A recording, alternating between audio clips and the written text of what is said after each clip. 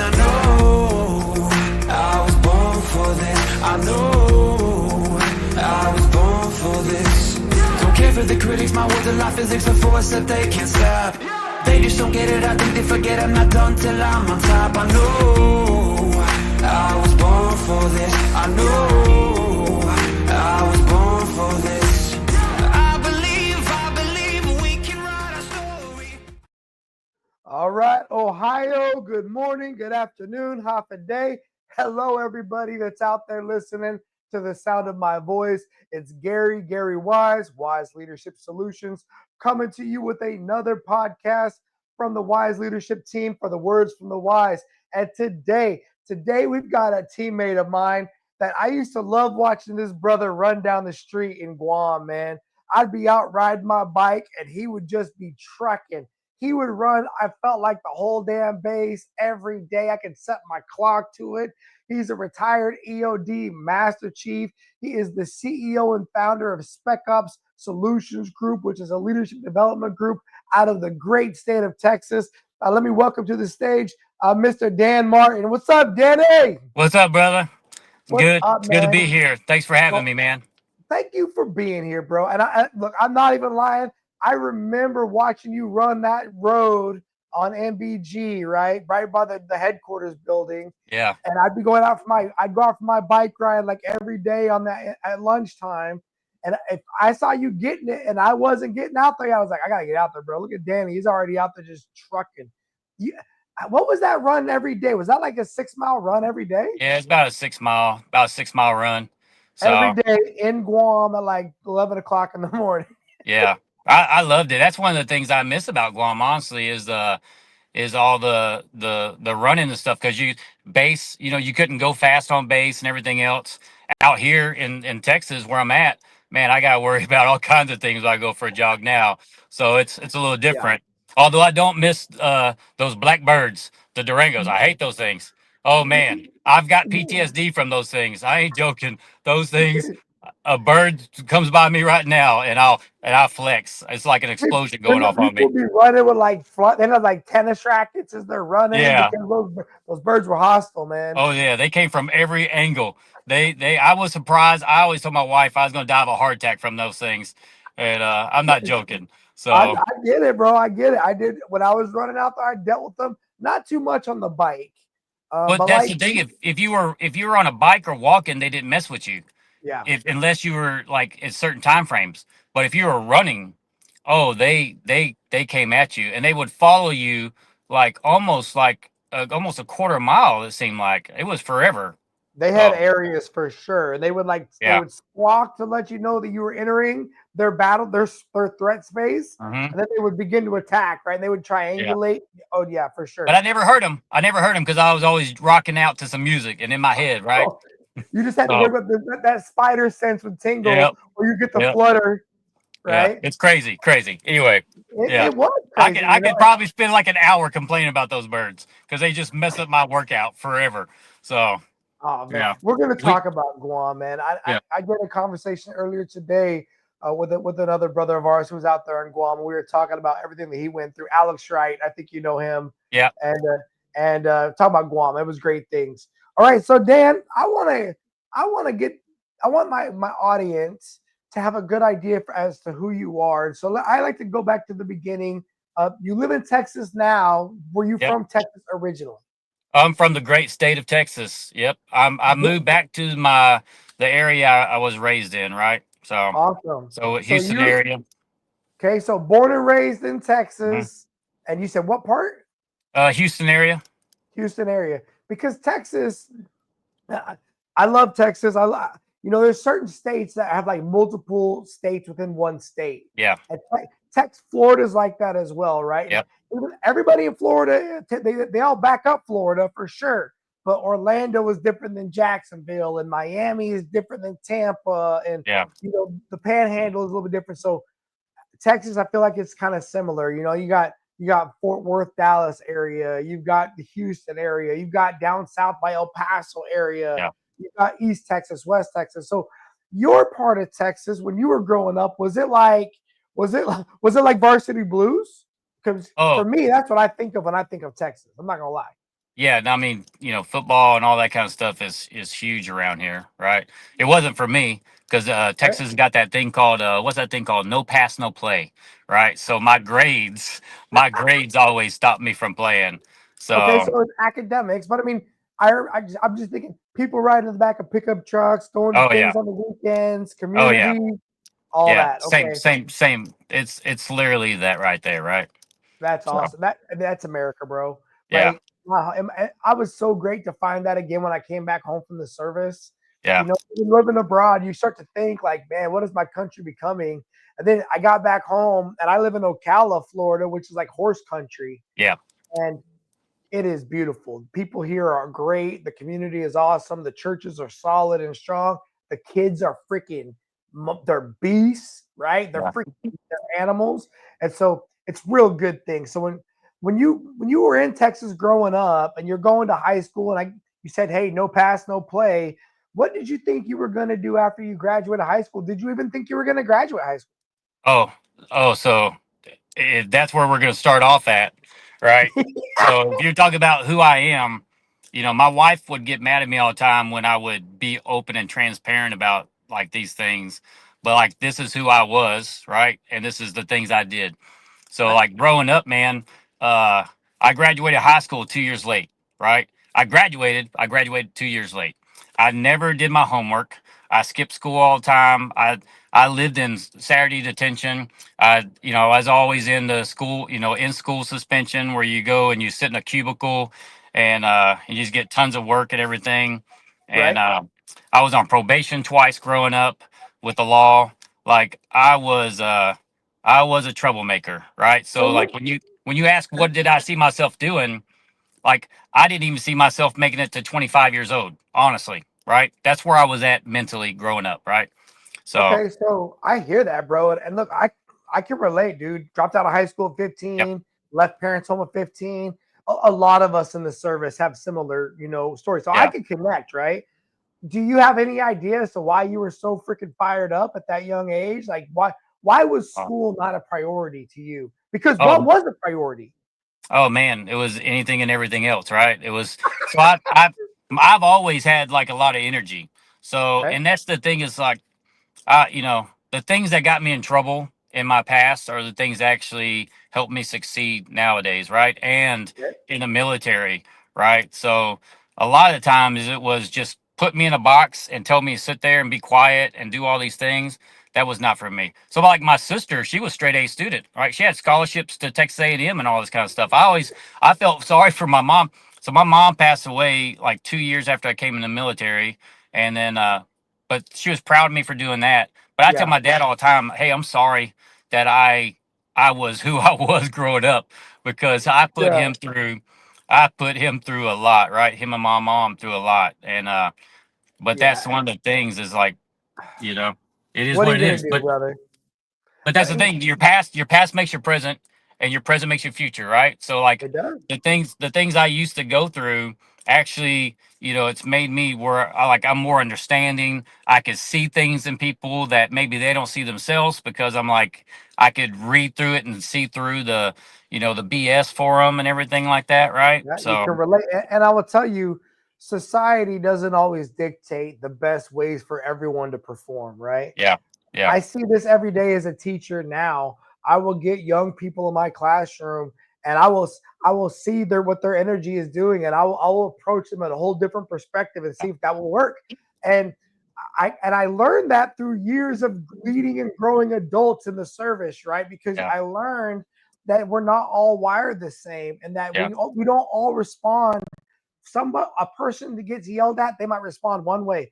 Another person gets yelled at, they might just fold and call it because yeah, they were not ready for that, right? And so I could see where you coming up as a young person and trying to figure out who you were, what you were, why you were, and then struggling to meet other people's expectations. But then as you now look back on your life, you realize that some of those areas were your perceived weaknesses as a teenager were actually your strengths and you yeah, got other opportunities. Okay, so how did you then so you graduate high school a few years late, but for yep. whatever reason you keep at it and you get there, right? Was there a reason that you kept at it? Was there a reason why you didn't just quit? or was it like your parents just kept on you, made you keep going for it? Or did you wake up one day and realize like I need to finish this freaking high school diploma thing? I think it's the quitting aspect for me, right? So like my whole career, like if you look at like everything I've done throughout my career, my life, I don't like quitting, right? Yeah. So like I might make things a little more difficult at times on myself and everything, but like when I was younger, but I don't like the quit aspect, right? That's it. Right. Like it's the whole self-belief thing. Like when I did my homework, like I said, I did good. I got A's and B's, but I just never did it. So, Okay. you So I know, think, all right. So I appreciate that, right? You weren't going to quit, even though you weren't going to try. Matter of fact, you got personally probably offended when they said, "Hey, you're not going to graduate." You're probably like, "Well, what?" oh, I didn't even walk. I went to summer school and my last class in summer school. So I went to summer school out after my freshman year until right before school would have started again. I got my diploma right beforehand. Everyone used Yeah. to joke with me. They'd be like, "Pretty soon you'll be able to drink beers during lunch." And I was like, "Well, you ain't getting any, right? Not would talk to me like that." So, you know, I but appreciate the fact that you had a comedy and you had to come back for it, right? And you were like, yeah, "Look, man," and the fact that they were giving you that kind of a conversation shows they respected you, right? And look, you got to respect when people are being authentic, even if they're authentically not meeting their full potential. yeah, yeah. You got to own it. So then, okay, my question is then what the heck made you decide to consider joining not just the United States Navy, but did you come to the Navy with the idea of, hey, I might want to talk naval special operations? Oh no, oh man. So I always loved watching all the old war movies and all these different things, right? Okay. And one day, I graduated, and then I started seeing all my friends going to college or getting adult jobs, and I was, back then there was no Google, there was no nothing like that, so you kind of fell into the lane of, who do you know and all that kind of stuff, and I couldn't Right. figure anything out. And my dad did 6 years in the Air Force, and he was always preaching to me about the military. And he stopped eventually because he knew like the only way, like the more he tried to push me towards it, the probably the farther away I got from it. So he kind of left me alone, and I just started going like, hey, I know I'm built for more. This is not who I want to be, and and then I was watching a bunch of old movies. So one of my favorite movies is, I don't know if you've seen it, I'm pretty sure you have, Mr. Roberts, right? Do you remember that? The old war movie with they're on the ship and he's always trying to go in I can't remember who's on it right now, but he's always trying to get the war, and their captain is horrible and all this kind of stuff. And he's got the pineapple tree by the do you know what movie I'm talking about? I think I do. I think it was the actor that was in that Flubber movie a long time ago. I think it was the Yeah. same guy, but it's a black and white Navy Yeah, it's movie. an old black and white movie, but that was one of my old favorite movies. And I always loved the military movies, right?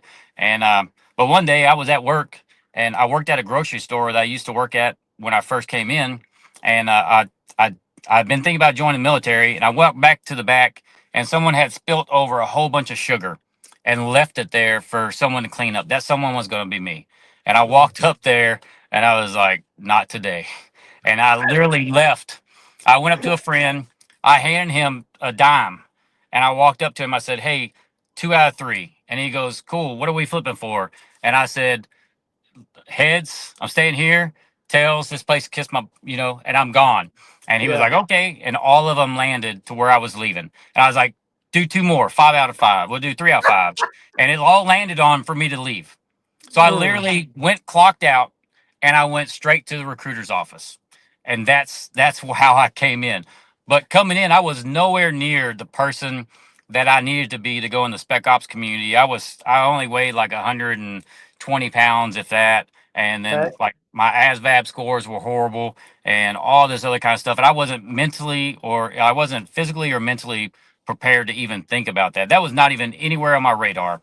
So did you go directly to a United States Navy recruiter, or did you go to just a Yeah. regular like a whole recruiting center and whoever got you first wins? I originally went to go to the Army, and so they had Army right here, Navy, Marines, everything, but Mhm. Army was out at lunch.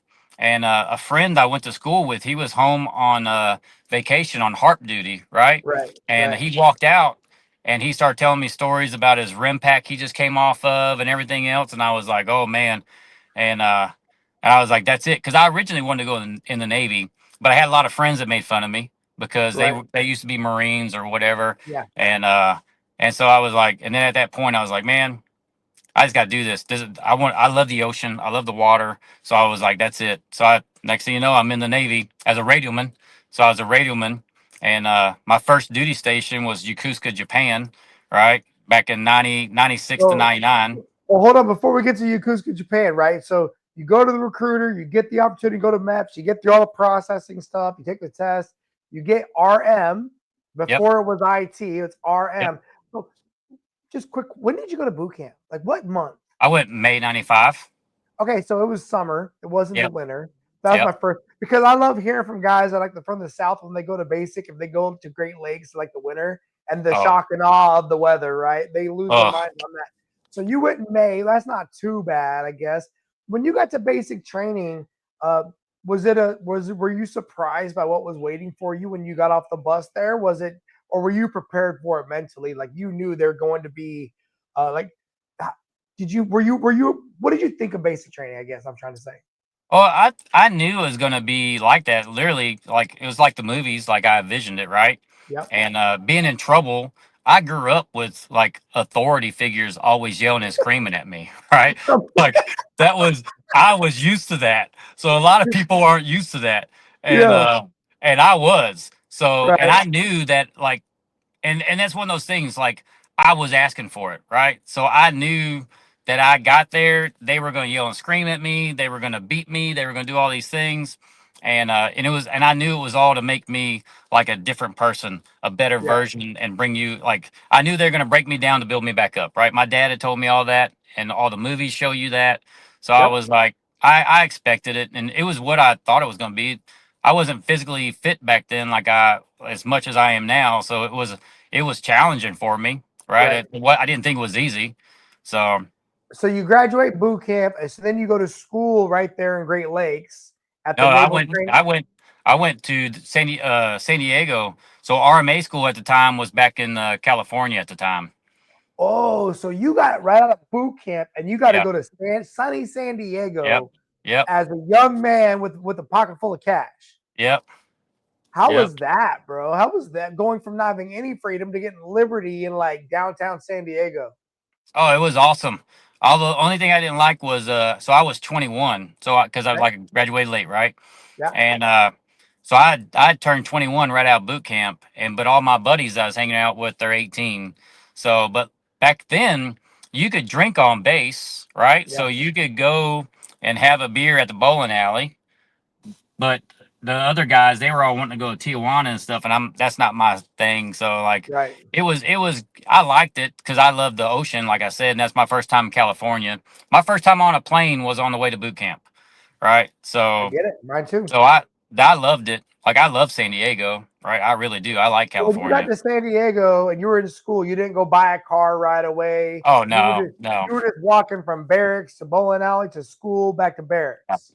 Yeah. Good. Yeah, I just walked everywhere. And I was trying to go overseas. So I wasn't trying to Okay. buy a car or anything like that, right? So you already came into school knowing, hey, I want to go see the world. Yeah. I know so quick story when I was in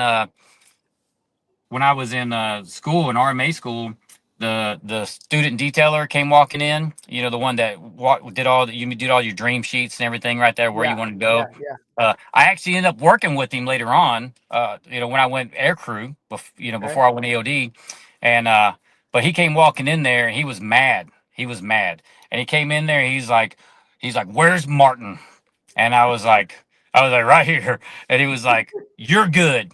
He goes, "But the rest of you need to do all new dream sheets." He's like, "I don't know how you came in the Navy thinking you weren't going to go do a big great thing." He's like, "Let me read some of these." And he read it. It was like shore duty here, shore duty here, shore duty here. All Yeah. this stuff. Especially as a radioman, you can do that. And Right. but he was like, "Let me read y'all Martins." And he goes, "Anywhere West Coast overseas, anywhere East Coast overseas, anywhere overseas." That's what I wrote down. And I wrote Yeah. down small boy, right? I wanted to go on a small ship. And so he was like, "Y'all's better sound something like his." and then that was it, right? So And so yeah, you okay, so you get your wish, right? You get the yep. opportunity to go to Yokosuka, Japan, Seventh Fleet. What ship do you get the chance to go to? Oh, I got the mob. I got the Mobile Bay CG Mobile 53. Bay. Yep, Yeah, it's a yep, good ship. So when you got to Japan, rock me through because my first ship was also in Japan, but I was in Sasebo. But yep. how was that? How was that getting off the airplane in Oh, Tokyo? oh, it's crazy. You know, that's the one thing. So I throughout my career, you know, I lived in Europe and Asia, and you know, when you walk around Europe, a lot of people look like you, and it's easy to not feel like you're overseas at times. But Right. when you get in Japan, oh, you know you're in another world, right? And I love the Japanese culture. I really do. Yeah. So I did a total of 6 years there eventually, right?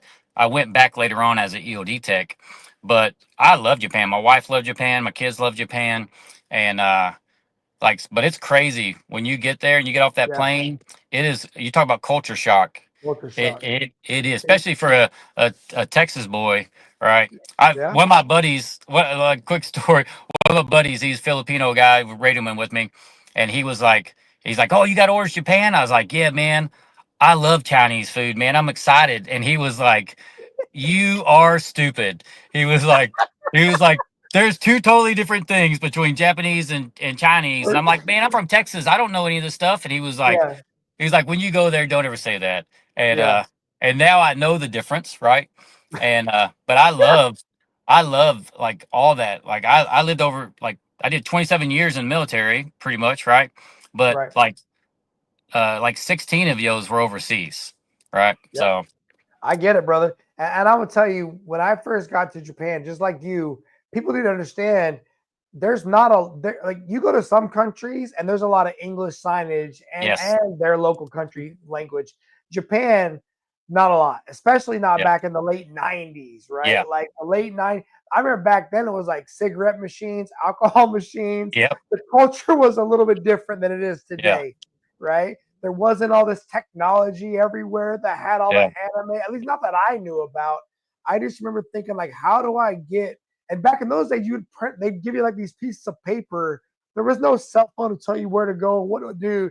You'd yeah, have some paper that's like walk here, walk there, and whatever. And I can only, I mean, I know what it was like going to Sasebo, so I can only imagine trying to get to Yokosuka, get on the blue bus, ride yeah, it all the way from the airport up there to 2 hours away to Yokohama or down to Yokosuka to the yeah. base, and then get picked up in the middle of the night by probably the duty guy for the ship and drove back over to the mobile. Did they pick you up at least from the bus? Do you remember that Oh part? no, I went and found the ship. I got there and there I went and found them. They just were like, hey, they're at pier this, and I was like, okay. And I went to the pier, and my ship was actually in dry dock. So I got there, and they were like, oh no, you need to go to this berthing barge over here. So like I got to run around, carry around with my sea bags for a while, Your and tea bag, your garment and bag, just yeah, walking around. yeah, so I'm having to so I'm brand new and I'm having to learn two new ships, right? So the Bertham barge was huge, Right, and I got the ship that I'm working on. So like trying to navigate, trying to remember like when you start walking around, like it's granted I was never stationed on an aircraft carrier, but I've been on a couple. But trying to imagine learning two new ships as a new guy, I was late very often, right? Because I'd get lost and I'd get in right. trouble. 100%. I understand Yeah. that. I can relate. So I mean, so your ship's in dry dock. You're on the berthing barge. How long is it until you move back on board your ship? Do you remember? It was about probably about a month and a half, probably about a month and a half, and then So they're wrapped. yeah, yeah, Okay. they were close to wrapping up when I got there, and then we went through LOA and all that kind of stuff and started deploying and everything. So Okay, so what did you think when you were at RM? Were you in radio actually, or were you like an yeah, ADP, or what were you?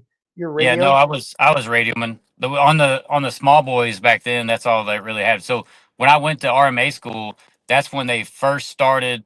We were like the one of the first classes where they started merging DPs, so data processing, and Mhm. radioman together. So when I went to the ship, we didn't really do too much of that stuff. Like they didn't even have the internet or anything yet on my ship. They were starting to Yep. like put it on there later on, and Yeah. but at first there was no DP really stuff to it. So I remember still when I got my first email address and I had to write my mom and dad a letter. And in yes, my letter, I wrote them the email address. I was like, hey, I guess if you send me an email to this address, it means something. I don't know. And I would like check it. And one day I got an email and I was like, oh my God, I got an email from my parents. And yeah, they use like AOL online to send an email, right? yeah, And that was a game changer, bro. Because overseas, remember, talking with people back home was hard. There yes, wasn't no cell phones like it is today, at least not that I remember. There was no, calling cards and the phones by the laundromat. yep, yep, yep. And to do email, you had to for us the chaplain was in charge of that, so you Yeah. had to go pay the chaplain or the RP, the religious petty officer, right? You had to pay them to send and receive emails because they ran that aspect. Oh So man, it was an so MWR function. That's crazy. yeah, yeah, that was So you know. it's a it's a 3-year billet for you on board this ship, and you're in radio. Are you enjoying it? I mean, are you enjoying the job?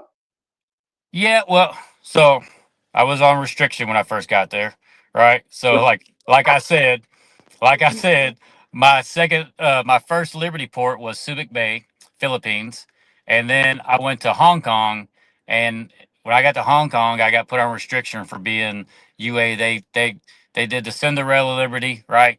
So this is like back in the days. So when I first showed up to Japan, I can go out and stay out all night. Didn't matter. And Right. all of a sudden now my ship picks up and goes to Hong Kong. Now all of a sudden I'm supposed to be in at midnight.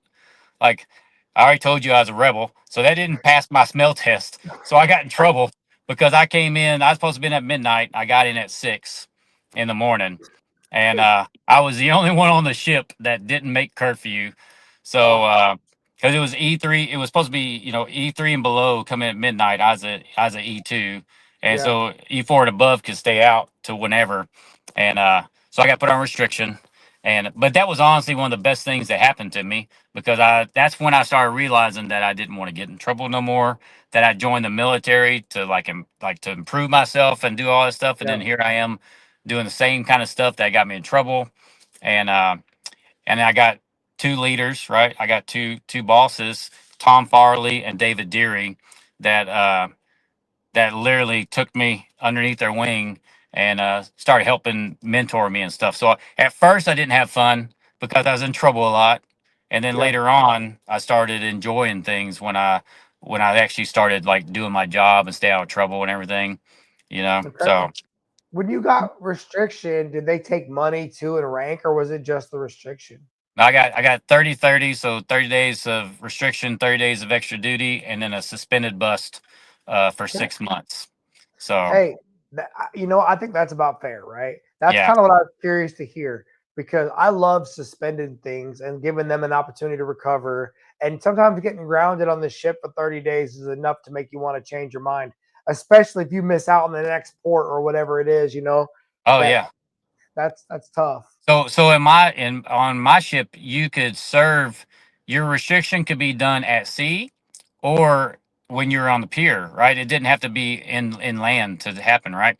So I literally I pulled in. We were at in port for a month, right? So I was on restriction for a month. And then the day I got off, we were getting underway for a month. So I'll tell you what, when I was on that restriction for a month, there was no one took off any trash.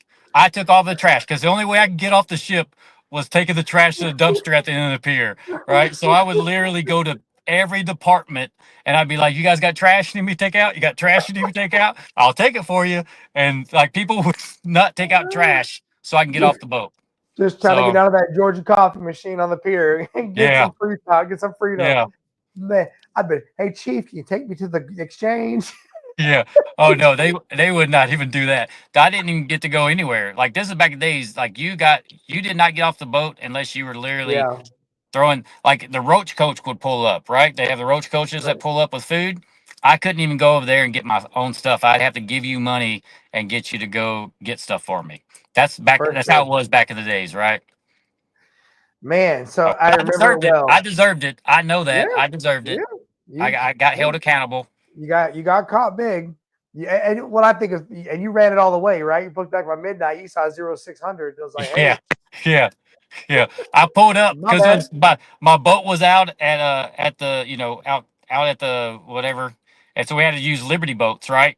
Yeah, And when a Liberty boat pulled up, my CO, my XO, my command master chief, the master at arms, and the operations officer were all standing on the quarterdeck waiting for me to get there. I was like, oh Lord, oh, oh, I messed up on this one. So that's yeah, awesome. That's yeah, awesome. So there you are on that boat. You're finally getting right. You got some mentors looking after you. You probably survived your cranking time already. You're yeah. probably I cranked figuring out twice out there. well, I mean, that's what you Yeah, get, bro. They yeah. I know. I deserved it. I deserved it. I'm not even surprised, right? Yeah, Hey, yeah. 2 times for the shipmate, right? We're gonna hook you right on up. But Man, I didn't mind it though. So crank cranking is people underestimate the impact of a good FSA tour, right? If yeah. you go down to the mess decks and you make some strong connections, some friends outside of your rate, it could be a game changer for your entire tour, Well, that's the right? thing is being on restriction. You know who I got in with was all the DC men and engineers, Yeah, right? Because you know what they made me do? They made me go down and clean all the bilges and stuff, yeah, right? So yeah, like they snatched me up every day for my extra duty, and then cranking, I met everyone else, right? So yeah. like I very quickly met met everybody on the ship, right? Very Yeah, I quickly. can see it, man. So And the cruiser's crew size is just about right. You know, a yeah, good 350, right? You yeah. kind of get to know everybody. So you are you enjoying Japan overall though? Do you remember Oh like I loved this first ship because I remember a lot of walking my first ship. No car, no barracks room. I lived on the ship. Did you have barracks rooms at that point in your cruise gun? no, no. I had No, a coffin rack, right? That's what I coffin had. rack. So Yeah. same thing for me, right? So I remember a lot of walking because I wasn't trying to always be on the ship, but I didn't ever know where to go. You know, base clubs, hanging out there. Yeah. Did you ever go out to the Haunch when you were younger? Oh yeah. Oh yeah. Yeah. The Yeah. Haunch, for everyone listening, the Haunch is like a bunch of bars and stuff right outside the gate. There's a bunch of stores, shopping. Blue Street is a very cool street right outside the gate. Lots of good shopping, and it's known for sailor entertainment, right? Like sailors Yeah. go out there to relax and wind down, and it's nothing wrong with it. It can get a little wild, but anything gets wild after 1 o'clock in the morning, right? Don't be Yeah. out there that late. You'll be okay. Um, so as you're wrapping up your first ship, are you thinking about getting out? Are you thinking about staying in? Like, I are you was an I IT? Are you an RM3 at this point? not yeah, so I was RM3. I was going to get out and then I literally came home on vacation a little bit before I was due to get out and cuz I was still trying to figure things out. And then coming home, it made me realize that I wasn't so in such a hurry to get out, right? Right. Because I have now started to grow and develop and do all these different things, and and a lot of people that I knew back in then, they really didn't change much, right? And Yeah. everything else. So I was like, all right, I joined the military to change and do this and that, and I was actually starting to do that, and I felt like if I got out at the time, I was gonna, I was gonna set myself back. So so back in the days, they had the Link magazine, and I they always remember. had all these uh advertising for like flying radiomen. And so my senior chief, David Deary, uh, he uh, he kept always pushing it to me. Hey, you'd be really good at this. I think you'd fit in with the aircrew community and all this kind of stuff. And there was only a handful of flying radiomen back then, and it's Tinker Air Force Base, so they got two squadrons there, and in Oklahoma, and and so I put in a package. I went and figured out how to do an aircrew package, did all this stuff, and I got picked up, and then I went aircrew from there. So Very cool, man. That's freaking awesome, bro. yeah, Like you saw it in the Link magazine. You talked to the senior chief about it. You figured out how to put in a package, and it got accepted. Like that's a freaking success story. You know how many people don't do that in their yeah, career? Like it's yeah, incredible how many people coulda, shoulda, woulda, and they have no idea how their life would have been differently if they just would have done that, bro. yeah, Took the time to figure out the instruction, get this stuff together, send it off. And so now you get picked up to go to Flying Radio Man Air Crew. But where's that school located? It's in Pensacola. So you go to Pensacola for air crew school, and then Okay. you go and then you go to San Diego. I went to San Diego for SEER school, so POW camp, right? Survive, escape, resist, and something I Evade, don't I remember what. think. Yeah, Yeah, yeah, evade. bait. Evade's in Yeah, there bait. somewhere.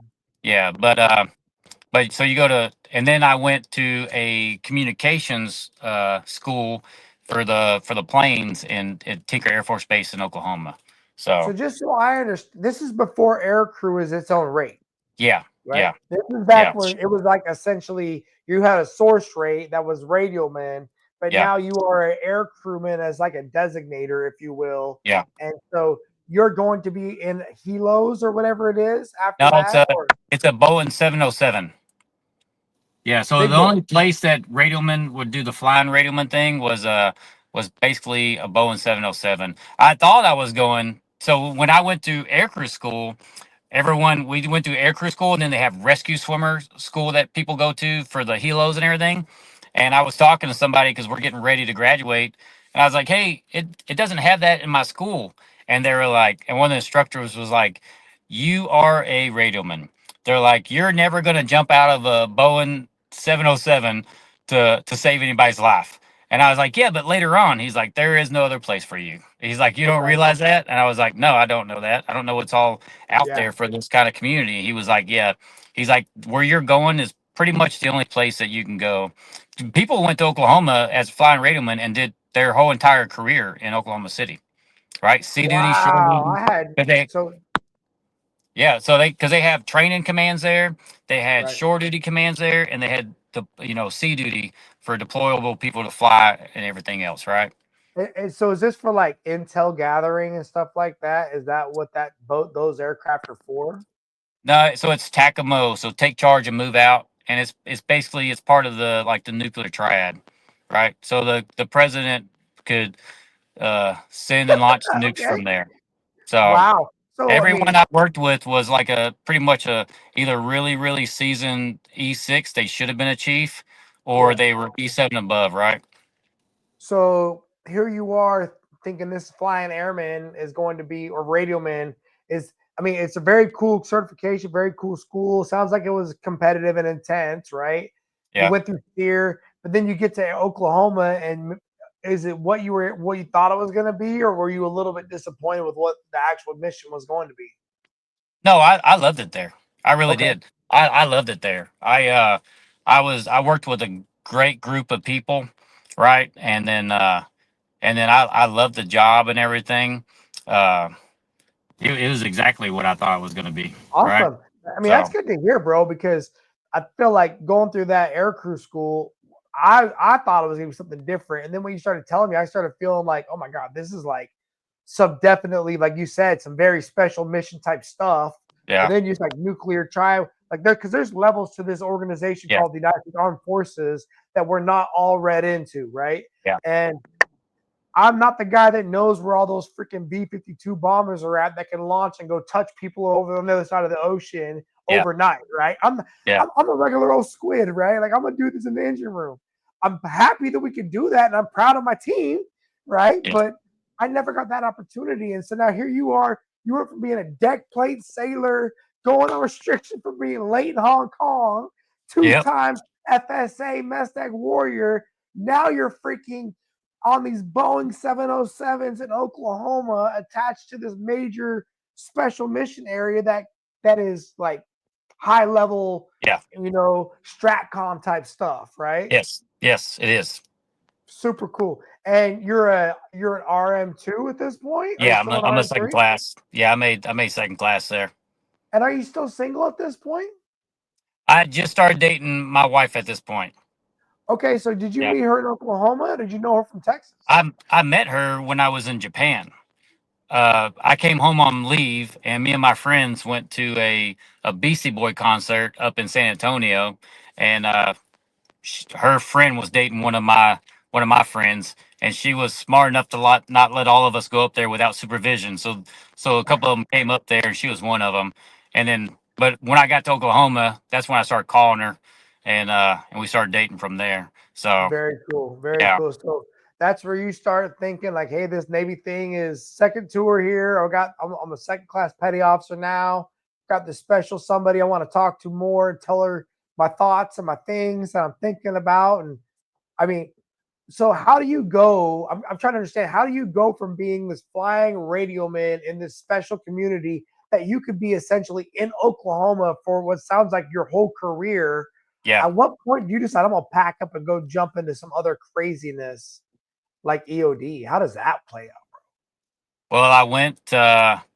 We flew into Key West. It was spring break, right? So we flew into Key West, and during our trip, I went snorkeling one day, and we're out. We all went out snorkeling, and then we all went out and had dinner. We're having a couple of drinks, and one of the pilots there was a prior enlisted EOD tech, right? So he's a lieutenant now, and uh, and a pilot, and Right. he's telling us stories. We're sitting at like Denny's, having breakfast, Right. really late, right?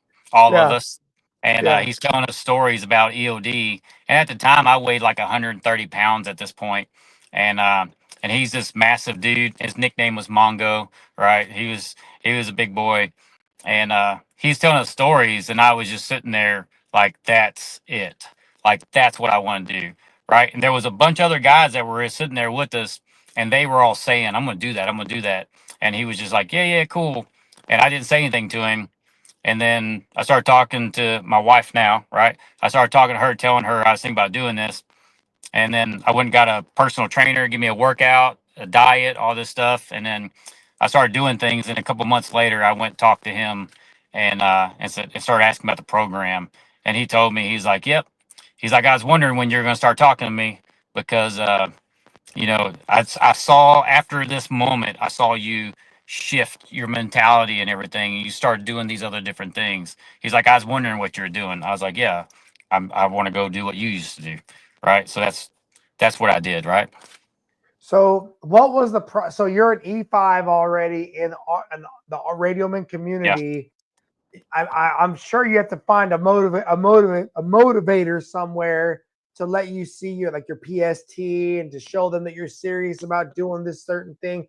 Because from what I saw you do in Guam and from what I saw other people do throughout my career, first thing you got to do is impress somebody enough to say, "Hey, I'll lobby for you to even possibly apply for the program." Yeah. Right? So typically we have like the spec ops recruiters, right? That's you could go to any command, but there's requirements for people to endorse you and all that kind of stuff. And every command has someone designated to do that.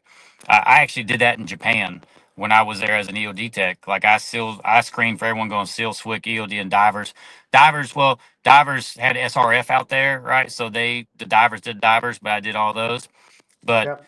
I contacted the detailers and I was like, "Hey, uh, I'm in Oklahoma. I don't have anyone around here, but I have, this lieutenant who was prior enlisted EOD tech, and then he was a master tech, so he met all the requirements. So they actually let him screen me and everything, right? So he vouched for me. He did my interview. He did my PT scores and all that kind of stuff. And then I had to. They let the flight because I had a flight surgeon, so they let him look at my medical record, and I scanned it, sent it to a DMO, so a dive medical officer, for him to verify it and everything like that. So there's ways to do it. You just got to figure it out, right? That's one of Yeah. the things. That's one of the things like you talked about earlier, like how many people do that. So that was my second package I had to put together. And Yep. you don't know how many people I met throughout my career. They were like, "Oh, I was going to go SEAL, I was going to go SWIC, I was going to go EOD, but I couldn't figure out this one thing." And I'm a firm believer, if you want to do something for the right Yep. reasons and you really want to do it, you're going to figure out your way to do it. So there's speed bumps, in the military. There's speed bumps put in the way for a reason, and Mm-hmm. those things stop anyone that's truly not serious about doing something. So if you really want to do 100%. something, and that's like that moves to like what we're doing right now, right? We're here right now because both of us have goals, and both of us, this is one of the things we could either not do this stuff and we use it as a speed bump, and then we were going to do these things for this, or we find a way around it, over it, through it, or whatever, Yep. right? So 100%, man. I agree. And I think that, especially for any program, multiple programs, those entry level barriers that people look Yeah. at, I look at those as requirements where you got to prove you how bad you really want to be there, because you just can't waste everyone's time in the room because you're taking somebody else's spot that might have Yeah. really wanted it, right? And Yeah. so I think I applaud those programs that hold those high standards and make you do the physical fitness test. It seems like it's not overly complicated until you have to go do it. You many Yes. people would come see me and be like, "Oh, Master Chief, I want to be EOD or I want to be a Navy diver," and I'd say, "All right, cool. I'll connect them." When I was at MBG, I'll send them either over to you guys at EOD Mu 5 or to the dive locker, and then I'll call you guys up later. Hey, how'd that MA do? You're like, "Ooh, Yeah. you're not ready." And look, that's how they learn, right? Because my Yeah. MAs were always like, "Well, I want to go do this." Okay, bro, go see if you can pass this baseline physical fitness test. Because Yeah. if you can't even pass that, you got work to do. And how bad do you want it, right? And so you already recognize, I got to get this trainer, I got to get my nutrition, I've got to get this package put together, I've got to get these things figured out, and no one's going to do it for me because, oh, by the way, that ingenuity you're demonstrating is exactly what they're looking for. I Yeah. remember I was in Japan, and I had a DC2 working for me who was a phenomenal human being, right? This kid was freaking amazing. And I'm a senior chief. And he came to me one day and he said, "Hey, senior chief, um, I think I'm going to get out of the Navy, but I did find one billet that if I could do this one billet, I might stay in the Navy." And I was like, "Well, what is that billet?" Well, it was a billet for the group in Dam Neck, Yeah. right? And he was going to be doing chem bio stuff for them. I didn't even know what he was talking about, right? I had no freaking clue. So I'm like, "Well, give me some more information." And I get some information and I call the guys up in Dam Neck. I'm like, "Hey, my name is Gary. I'm a senior chief in Japan. This kid is freaking amazing. I would highly recommend you at least consider giving him an opportunity." So they literally said, "All right, Gary, thank you for the phone call. We need somebody of that rate, that flavor. It's rare that a senior chief will call us, so we think that's pretty cool. Send us some information." So then, flash forward like 5 months later, he tells me that he had gotten notified that he was going to go to screening and that he was going to be leaving in like a week. And I was just like, "Well, what do we do? Where's the orders? How does it work? How do all these questions that a regular Yeah. sailor is going to have, right?" And he's like, "I don't know." So I called him up and down that again, and the guy was like, "Hey, brother, I appreciate you calling me, but that's not how this is going to go. He's going to get notified. He's going to be told what he's got to do, and he's got to figure that out. That's part of this process." And I Yeah. was like, "Really?" And they were like, "Yeah, bro." And I was like, "Wow, so you don't need me to mother hen him?" He's like, "No, dog. I appreciate the call. Thank you." But and that was when I was like, I freaking love that for him, bro, Yeah. because that's cool. Like that's cool. And I could see going into the EOD world, you showing them, "Hey, I'm doing this work. I'm lining this up. I got this guy that will vouch for me. I got this other thing."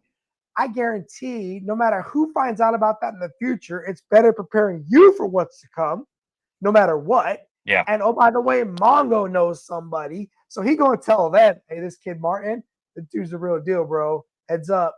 And so you do all that stuff. Are the RMs happy to let you go? Are they like, "No problem, you can cross train, no problem"? Yeah. So I went. So being an air crewman, I worked for a different detailer, right? Oh, So okay. when I went, I worked for the air crew. So actually, when I submitted my package in, it was me and another guy that were going together, and I submitted my package, and they're like, "Hey, you got a year before you could go," and I was like, "Okay, cool, I'm accepted though," and they're like, Yeah, "Yes, you're released, but you can't go to EOD until a year from now." So I was happy with that. So yeah, because I spent literally the last 2 years prepping to go, like I yeah, was literally getting up at 5 in the morning, going to the pool. I had a lifeguard that would sit there. I would tie my hands and stuff, and I would drown proof forever. Like I was swimming all the time. I was doing all this stuff, and I was like, cool. I got a year to get better. Faster and stronger, and all these things before I go. And then my buddy put in his package, and they were like, yeah, you can leave in a month. And I was like, wait a minute, I gave my package before him. And but it turns out that when they sent my package in, we messed up because I sent mine to the radioman detailer. So the mm, radioman detailer was like, "Hey, you could go in a year," and the aircrew community, they were like, "Hey, you can go in a month from now."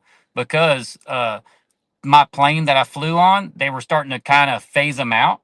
And so other people were getting other different NECs for the other planes that they were bringing on. So my NEC, they were like, "Hey, you're at the point where we got plenty of you guys. You either need to, to stay in here, you need to go do this other NEC, and you're not doing that. You're going to EOD. So cool, we'll let you go." So I literally left once that I got figured that out.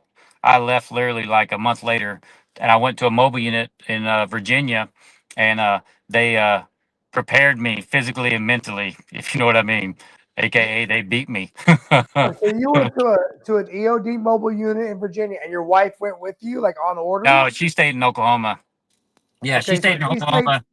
She didn't come down. She didn't join me until I got to EOD school. So I went to Virginia to Mud Pup. That's what we call. So I was TAD, getting mentored. Then I went through dive school, and then after dive school, then she moved down because dive school was only like 2 or 3 months, 3 months, and then EOD school was like a year, right? So that's when she moved down with me. And are the EOD schools in the same places the dive schools there in Panama City? Yeah, so dive school is all one, right? So recon goes there, divers like scuba divers, all these different like branches, parts of it, right? So we're Right. all there in Panama City, and then EOD school is in Eglin, at right around the corner, like an hour away. So Okay. And how cool was that, bro? Was it rare for you to be an E5 coming from the fleet to be going through EOD accession school or EOD school? Was that rare? Was that rare? well, so back in the days, you were supposed to be an E5 to even apply for the programs, right? But when I went through, they were actually starting to make it to where they were taking less and less fleet returnees, and they were taking more guys right out of boot camp, right? So when I went through, there was only 3 or maybe 5 of us that were fleet returnees in dive school, and Okay. then when I got to like you don't always start out. You go to dive school, then you go to EOD school, and in EOD school, there was more fleet returnees in there, like in my class that I went through, Okay. than new guys, right? But Okay. Cool. So you are in a whole new community, whole new group of friends, whole new group of people, professionals. Um, Academically, was it a challenge for you, or were your oh, academics fine? oh man, no. Like I told you, I graduated high school 2 years late, right? I told I you that heard part. that part. I thought I was Yeah. asking. So because EOD school, like, man, EOD school is like we always say it's equivalent like a 4 year college rolled into one. Like that's legitimately what it's like. I And you're believe it. literally taking a test every day or every other day almost. You're on the verge of getting kicked out because you have a test all the time. It's either a written test or a practical test where you gotta go display things. And first starting off, like dive school, you could take all your materials home with you and study, right? Right. But EOD school, it was most of it was classified. So you could not take anything home to study. So they had like study periods for people, but you Mm, had like this much time to learn this much stuff, right? right. So it was challenging. I had to learn a different way to learn, right? Because the way I was learning, the way I studied wasn't working for me. And so I had to like kind of reinvent the way I learned and studied and everything. And Okay. now, like my studying now, it's totally different. Like I could pick up a book in a heartbeat and like nail it because I've figured out how to look for the material that's important out of it now, right? I get it. So So I tell people uh, when I went to, so I get high school, dropped out of high school. It's not because I was dumb. I was just not academic yet, right? yeah, I was smart. I was intelligent. I just didn't care enough to apply it yet. And then when I got my first part of education, my associate's degree, it proved I could just learn a little bit more. My yeah, bachelor's degree, I actually had to show I could be an academic, right? But then the master's degree had to show that I was educated. yeah, And I say that because an educated person knows how to incorporate new material at a relatively quick pace, identify what matters, incorporate that into what they need it to be, and then deliver it back to whoever they yeah, need to deliver it to in the way that works for them. In my mind, that's an educated human being. And it doesn't require you to have a certain college degree, right? yeah, But for some, like for me, I recognize that through my different progressions in education. You just said, hey, I got all this degree packed into 1 year.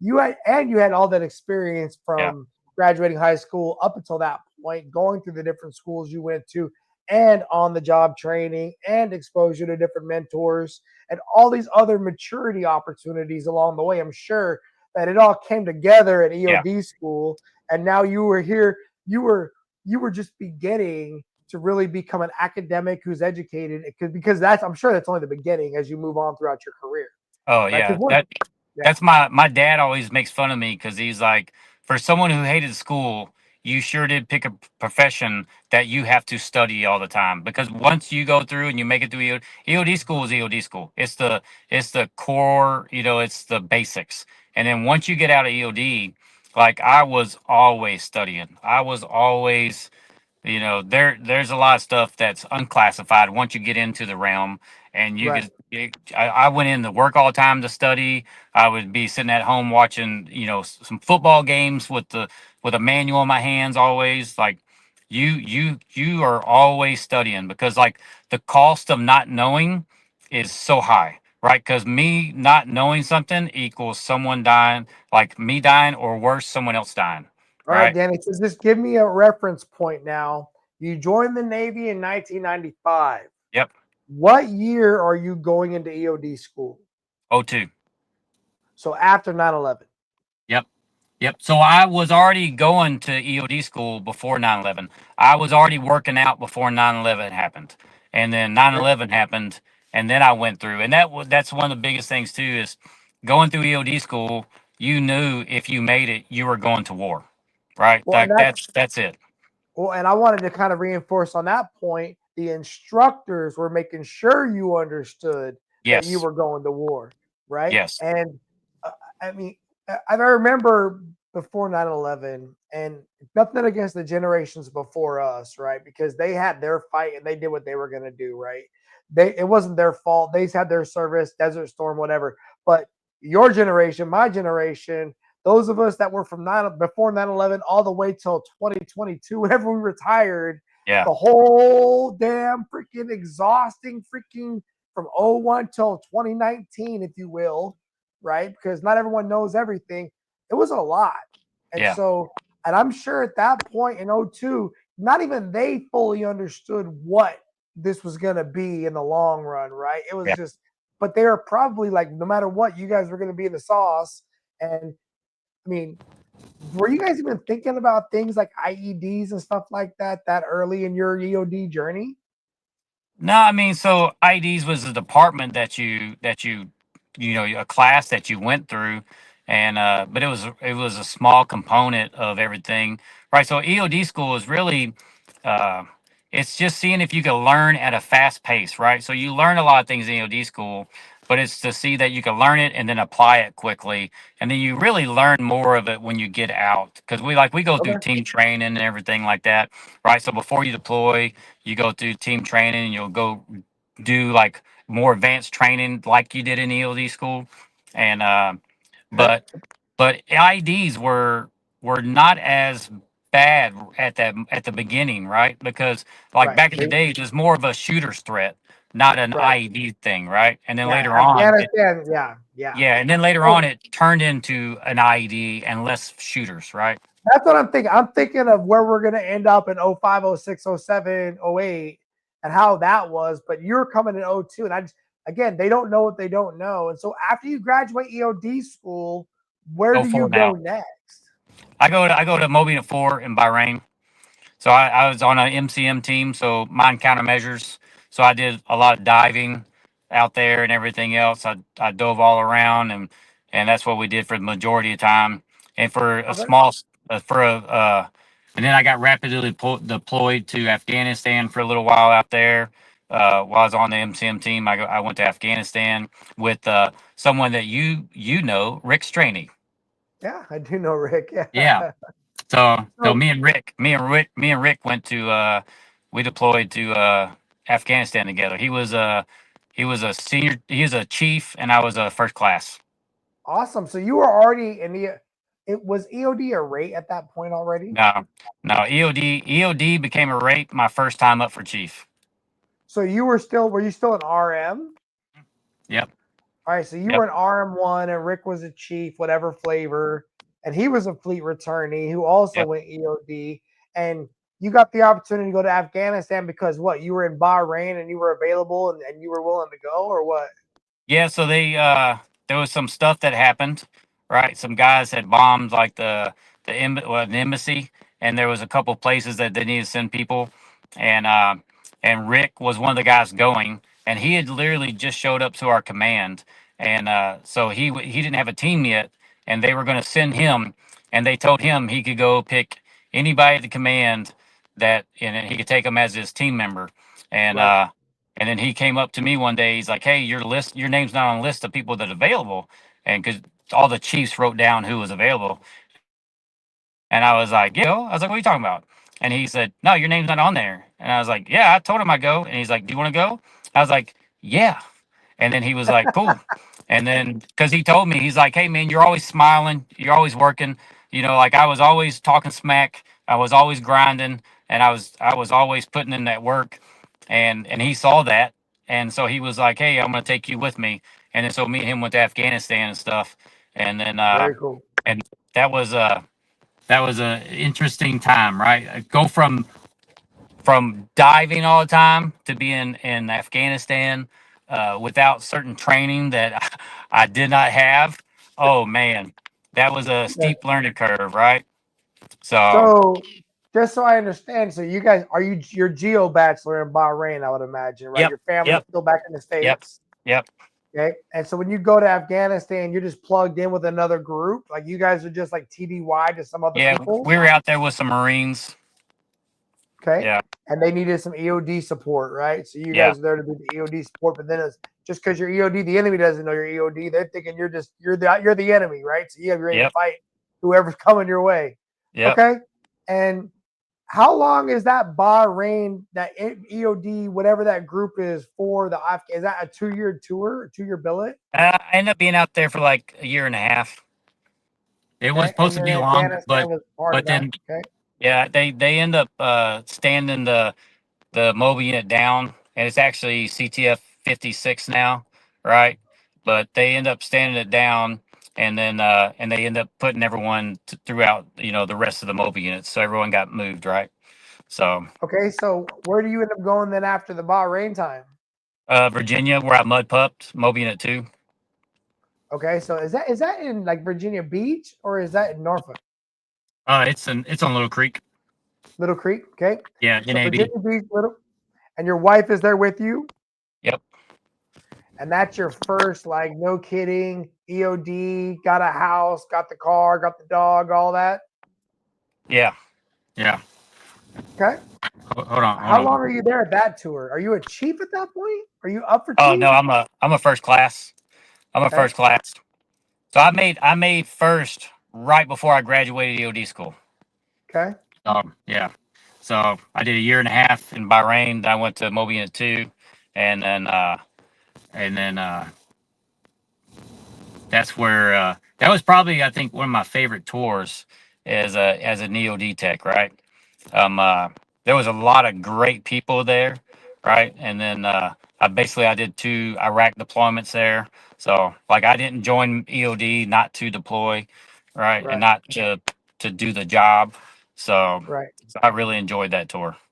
Well, and you have a lot of cross pollination on Little Creek too, right? They call it Joint Expeditionary Yep. Base now, Little Creek, because there Yeah. is so much diversity of organizations, right? And so I'm sure you got the chance to network and get to know a lot of different people, different teams in your community, which is, Yeah. I'm sure you're probably learning more about what that means to be a part of that special warfare community.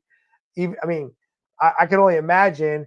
And then for the 2 deployments to Iraq, is that an EOD, like your group deployment, or is that like a bigger thing than just your EOD group deployment? How does that work? So, so they got task force out there, right, that are doing different things. And so the first deployment was Baghdad, and so we got sent out to I want to say it was like Task Force Troy or something like that, and Okay. uh, and we were out there. We're doing our own thing. We're doing 9-9 response. So there's just our platoon. So there's 8 of us. We deployed to Iraq, just the 8 of us. And then when we show up, uh, couple of us went to one base and then the other guys went to a different base, and then we all get assigned, we got our army security forces attached to us, and then Mhm. we were just sitting there waiting for the phone ring. The phone ring, you go do an IED, or you go do a cache, or a post blast for a vehicle getting hit by an IED, or whatever. You were just sitting there 24/7 for 6 months waiting for the phone to ring. So Wow. that was a pretty so back then IEDs was very heavy. They had a lot of Yeah. car. We had a lot of car bombs out there. We had a lot of EFP, so explosive foreign projectile, right? So it's like it just melts through your vehicle, like it's nasty. And we had quite a few of that going through there. But I think as a platoon, I want to say, man, I want to say it was like 700 or something like that calls that we did as 3 different teams. And I know my team, we did like, I want to say we did like 220 missions in 6 months. So Crazy. that's like we did a lot of work every day. And just so do all the branches have EOD flavors of their own, like Yeah. Army, Air Force, Marine Corps? And so when you're out there on a task force, are all of the multiple variations of EOD also available too, or is it just a certain group for a certain period of time? Yeah, it's typically so first of all, Air Force, Army, Marines, and Navy EOD, we all go to the same school. So Okay. like we all go to the same school. We all just graduate at different times, right? So like for us, we go to we go dive school first, then we go to EOD school, and we go longer in the pipeline than other branches because we got to do underwater and some other stuff. And Okay. but we all get the same core value, like core skill sets, right? And Right. then when you go deploy, uh, yeah, it's like Air Force would be covering down over here, Marines would be covering down over here. Back then, typically the Air Force was more on like base response, and Marine and Navy and Army were more out in the field type of things, right? But that's changed here and there. So Okay. yeah, I remember because it was kind of like all hands on deck, and there was just a big group of different people and players. I'm sure C2 and comms was a kind of a mess, and yeah. everyone was trying to figure out who's who in the zoo. And there you guys are in the middle of it all, an 8-person platoon, just trying to do your best. And I can only imagine what that's like for chiefs, first classes. Yeah. You, who the So leader we of your so we used to platoon not. is? That's one of the things, we used to not be called platoons. We used to be called detachments. So debts, right? So Okay, we showed up. We were a det 14. But when the army and everyone else looks at a detachment, they think it's like this many people. So we started using their terms to where they realize there's only like this many of us, right? Because they yeah, would trust us like we were a 200 man detachment doing all these things, and we're like, hey, there's yeah, there's 8 of us, and really there's 3 of us here, right? So yeah. you know No, so communication matters, right? Words yeah, matter, and they have different meaning for different tribes, right? So there you go. yeah. So you're in Virginia, or you're in Little Creek. You get the 2 deployments to Iraq. Do you promote at all during that time period, or is that So not i a made promotion?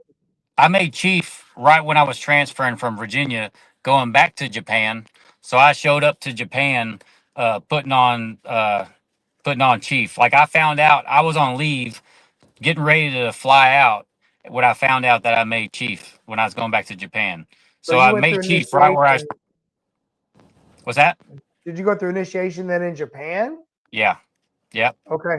Damn, you missed Little Creek. I heard stories about Little Creek's Chiefs initiations, man.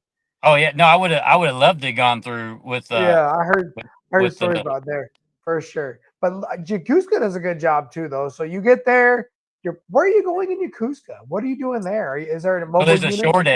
there's a short at there. There's only a handful of us. There's only like 5 guys or something like that there.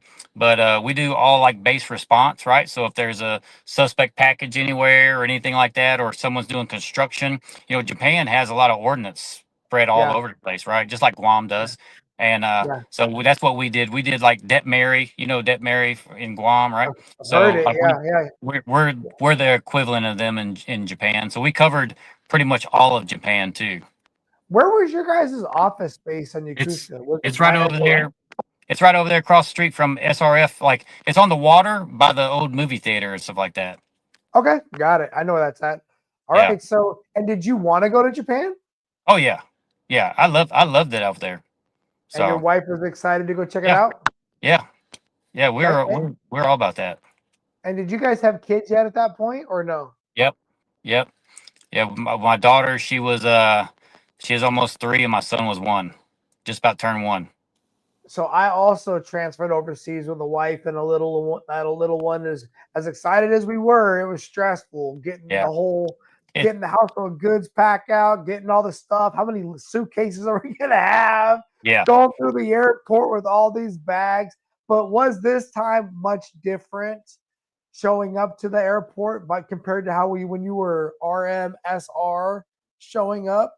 Did you have like a sponsor meeting you at Oh the yeah, this airport? was totally different, right? Because the guys from the shop are sitting there waiting for me with vans and Yeah. all that kind of stuff. It was totally different now, right? Yeah. So I always think that's unique how it's different as we move throughout our careers, and that sponsorship piece matters so much for your wife to see like these guys are waiting to pick us up at the yeah, airport, and your kids to see like I don't know who these guys are, but they're daddy's friends. That's awesome.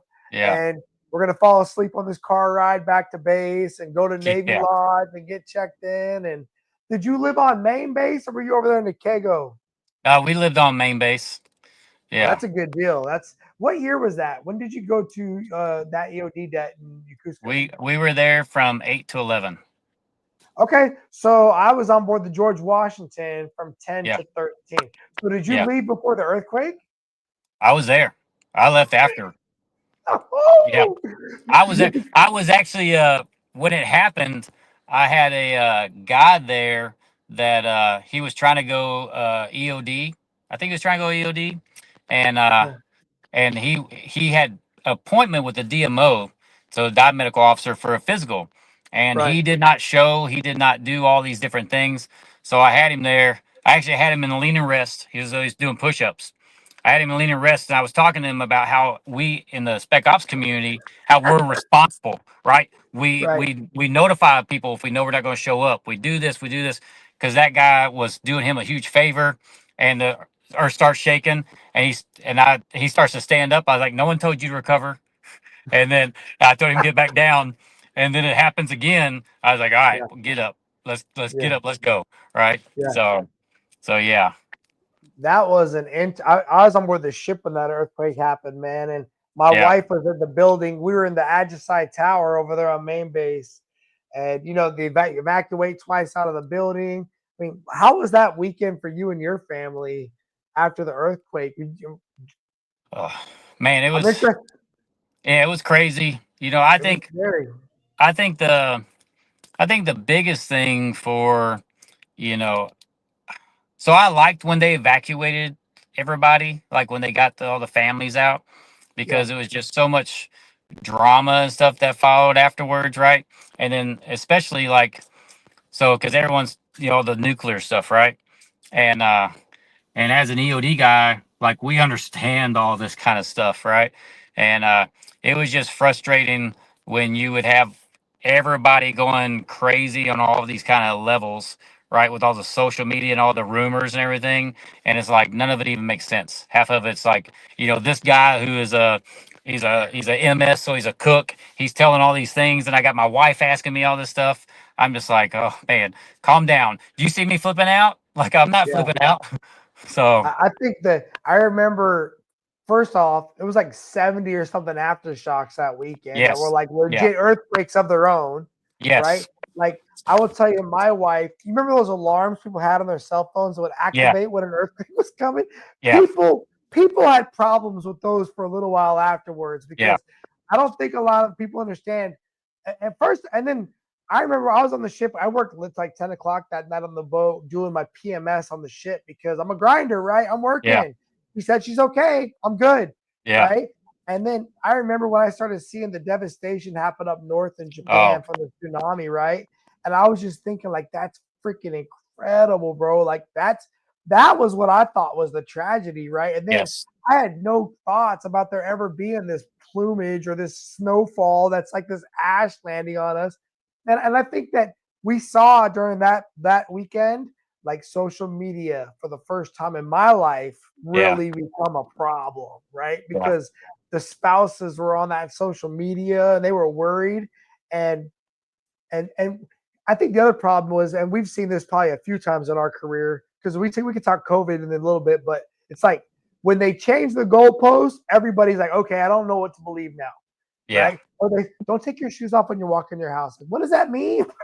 Like, Yeah. Yeah. yeah. And so I Yeah. agree.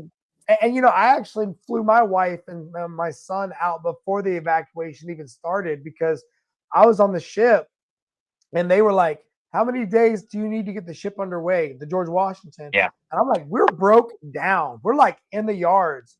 And so we told them like a month, maybe 18 days to a month. And they were like, y'all getting underway on Sunday. And I was just like, babe, pack your crap, you're out of here. Right? Like, because Yeah. I was not gonna leave her freaking out in Yoko while I'm Yeah. gone, haze grain underway. Like, I can't control a lot, but I Yeah. can get you on a flight, right? And Yeah. I'll never forget me and Ty Giles. He was a brother of ours who was on the GW2. We drove our wives up to the airport, pushed our wives and our kids into the airport with the stroller, walked out the doors crying, bro. We were just like, bro, because we had no clue what was gonna happen Yeah. next, right? We were Yeah. like, we thought the George Washington, because it was a nuclear aircraft carrier, was never going to be allowed to come back to Guam or Yeah. to Japan because our Japan. Yeah. sensors were going off, right? We didn't know whose radiation was whose anymore, Yeah. right? And Yeah. so that's cool. That's interesting. You were there during that time. And then that base became a ghost town real quick, right? Like it became. Yes. Yeah, I would always laugh because I'd be at the taxi stand. Me and the guy would go out get something to eat or whatever. Come back Yeah, and you'd see someone with a little, they have a little Radiac, little monitor, and they would be testing things, and I'd be sitting there like, "Hey man, what you got there? What are you yeah, doing?" And then they would be yeah, like, "Oh, nothing." And I'd be like, "Oh, what do you?" And I would start talking to them about their equipment that they're using, yeah, and they would start looking at me like, "Who are you? What do you got going on that you yeah, understand? Like what?" So. yeah. No, Yeah. I'm surprised they didn't pull you guys in and make you guys go out there and start doing assessments on crap. So I thought we were gonna get pulled into a lot of the stuff, Yeah, but we really didn't. I know they stood up you know like a headquarters and everything, and we went there a couple of times to help out with a few things. At least my OIC did. I think I yeah. went up there like twice with him or whatever. But uh, yeah, we didn't really get too involved. I thought we were going to, and we didn't. Not so necessarily because so many people came from outside, They did, man. and so I remember they came to us on the ship, and I was like, "Look, dude, my job is to plot radiation decay after the big bomb, right? yeah, After the boom. I don't know how to tell you about low levels of radiation yeah, gradually moving forward. And even then, again, in my scenarios, we're all dead, right? Like yeah, none yeah, of us are here, yeah, bro. yeah, Like if you're still alive, I'm more worried about fire, flooding, toxic gas, not worried about these things you're talking about. yeah, And they were like, well, this is what we're gonna. They made us scan like every inch of that ship, bro, for yeah, like radiation. It was freaking oh. yeah. Anyway, so how long were you in Yokosuka that time? You said it was a 3-year tour, or you did Yeah, 4? I left in 2011, so it was a 3-year tour. And after 11, where were you hoping to go? So that was a 3-year tour, not deploying too much, right? So you get to be home with Yeah, the family. You got the chance to enjoy Yoko. What's next, right? You're a chief now. Are you a senior chief at that point too? I was a chief. I was a chief. Okay. I went to San Diego, so I went to a mobile unit out in San Diego, and I did 2 deployments out there, and they were out Fifth Fleet doing mine countermeasures again, stuff like Okay. So that. you, So so you diving so and you got everything. back at it again. How'd you like that tour in San Diego? Oh, I loved it. I loved it, man. So that was my first 2 platoon rides as a LCPO, and I had a bunch of great guys, on the team and everything, and you come really close together when you're out there diving, when you're cold, wet, and hungry all the time and everything. So, yeah, it was a good time. So, Okay. And then after San Diego, is that when you decided to go out to Guam? No, I went to Spain. I went out to Spain, and then so I went to Mobile 8 in Spain. I showed up there, and then I got attached to a Green Beret team out there with that in Germany. So I was attached to the Green Berets out there on the crisis response force, and then after that I started the troop level, right, or so like like a SEA type of thing for a while. Okay. So I had a couple of platoons that worked underneath me. So yeah, Spain. I love Spain too. Spain and Japan were my favorite places, and my wife's So, too. but Spain, just so I understand, Spain, the mission was much different than Yokosuka. Spain, you were looped in with Stuttgart and some guys doing Yeah, fun things out of there. yeah, And but were those more like we're deploying for special things and we're not just deployed for like long periods of time? It's more about there's a certain mission, we're gonna go do that thing. yeah. We were on the hook for if certain things happened throughout Europe. We were gonna we were gonna be the guys to go out there and take care of it. Right. So Awesome. Yeah. Okay. And in Spain, you and your family is so you where'd you pick up senior chief? right before I went, I picked it up on my second platoon in San Diego. Okay. Yeah. Second platoon of San Diego. And looking back on your career, do you think Yakuska was your first major leadership role? Or What's would that? you say You broke up which on me. one would which one would be your first major leadership role, do you think? Would it be Yakuska or would it be Spain or would it be San Diego? Man. So when you talk about so that's one of the things. So when you talk about like I think how you think about it, it would be San Diego would be it, right? Okay. But honestly, one of my first major roles as a leader would be in Virginia as an E6, right? So because for us, like within 2 years of graduating EOD school, I was in Virginia. We got I put on senior tech, so we got basic tech, senior tech, master tech, right? Right. So when I put on senior tech, I got qualified as a team leader or EOD supervisor, and so both of those Iraq deployments I did, I was in charge of our missions. So like, and so that's where I think the first, like the most important, like role started was like going out on doing missions and trying to keep us alive, right? Very So cool. Yeah. that's where I think that was my first major role as a as a supervisor, as a leader, right? And then San Diego would be my first one where I actually got my first platoon, and then I was in charge of all these other different things on another level, right? And I mean, I guess for me, I'm also looking at it like you're not just an operative control, but you also administratively have got to take care of Yeah, all these people and the care and the feeding and the training and you got to pay your bills, Timmy, right? yeah, Otherwise, you're yeah, not going to be able to be a good sailor. And yeah, because the higher up you get, the more you're supposed to care about these people, and then that adds so many different dimensions because we just wish we could focus on doing the job, right? Like, yeah, why can't we just do the thing? But if a person's not well at home or if they're not well at in their health, then they're probably going to not be able to do the job. And then we have to start to yeah. figure. So for you, did that also start in Virginia Beach as well? Those extra layers of Oh, concern. oh yeah. Because Okay. if you're not mentally there, right? Like if you're not well, first of all, I was an LPO as a basic tech. I became an LPO on an MCM team when I was in Bahrain. So my first command, I ended up being an LPO within like 6 months of getting there on a platoon. But it was just not the same, right? But when I was in going to Baghdad and stuff in the Ramadi, like yeah, because if you're going on those missions and everything's not right, like here, you ain't paying attention with those things, I right? bet. Like that's and the missions I was telling about that we did earlier, like there we were dealing with some dangerous stuff. Yeah. So like I'm not joking. There I, was numerous times where I walked away and I was like, man, I'm glad we're I got all my digits right now. There was some yeah. times where it was because I we actually lost, like that's where we started. Uh, so like one time we lost a guy from my command, and literally my wife asked me like the day, like couple days afterwards, she talked to me. She's like, I literally just had dinner with his wife right before they found that he passed away. She was like, Mm, Are you doing things like that?" And I was like, and she asked me to give her, she's like, "Tell me." And I was like, "Yeah." I was like, almost, I was like, "You want to know honestly?" And she's like, "Yeah." I was like, "I almost died 2 days ago. This was what happened to me." And I was like, "I'm surprised that I got nothing wrong with me." And yeah. and she was like, "Oh, oh." And I realized at that point that I should have never told her that, Mm, because I wanted her to not worry about me. I wanted her to walk around with the kids and go get ice cream and whatever, and just not yeah. not think that there's any. She knows the dangers of the job, but I don't need Yeah. to make it too real for her, right? I So hear you, bro.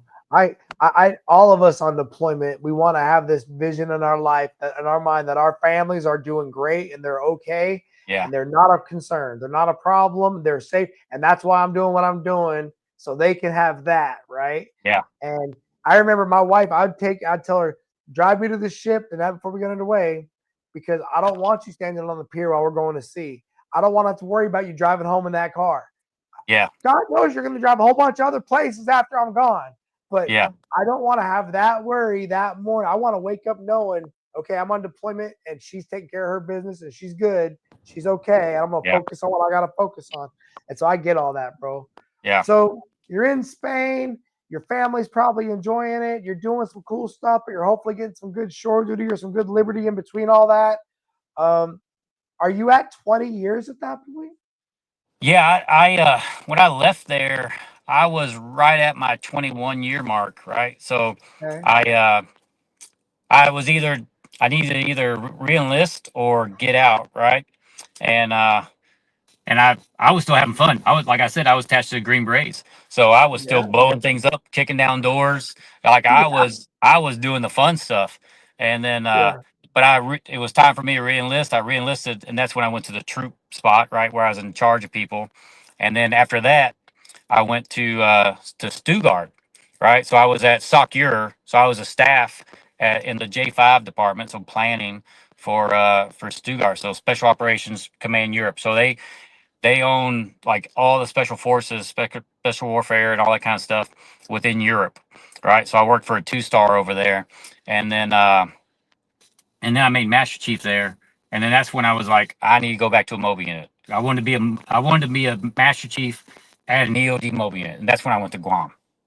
So you went from Spain, you went from Spain getting the Green Beret stink on you Yeah, into the belly of the beast in yep, Stuttgart, yep. and, which means you must have done a good job, bro. Because let's be honest, they probably just happy to pull you on up in there and give you some opportunity. Did your family like Germany?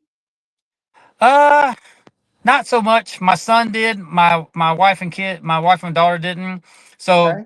if we would have went to Germany first and then Spain, we would have liked Germany more, right? But like Germany is army centric, right? So base is run by army. They don't. It's different. And Yeah. then we went from San Diego having a really nice house, Spain having a really nice house, and then Germany living in basically apartments, right? And we hadn't lived in any kind of thing like that since we were in Japan back in the days. So Yeah. if we would have went to Germany first, we would have loved it more and everything like that. So, That's right. um, Because uh, in Spain, you guys get those nice, you get that good oha over there, right? To go out in oh town yeah, and get a nice big house. I, I, yeah, I wanted to go to Spain, bro. I never was able to make that happen, but it was on my I bucket list we for loved it sure. out there. We loved it out I there. I bet. felt like I was on vacation every day when we were there.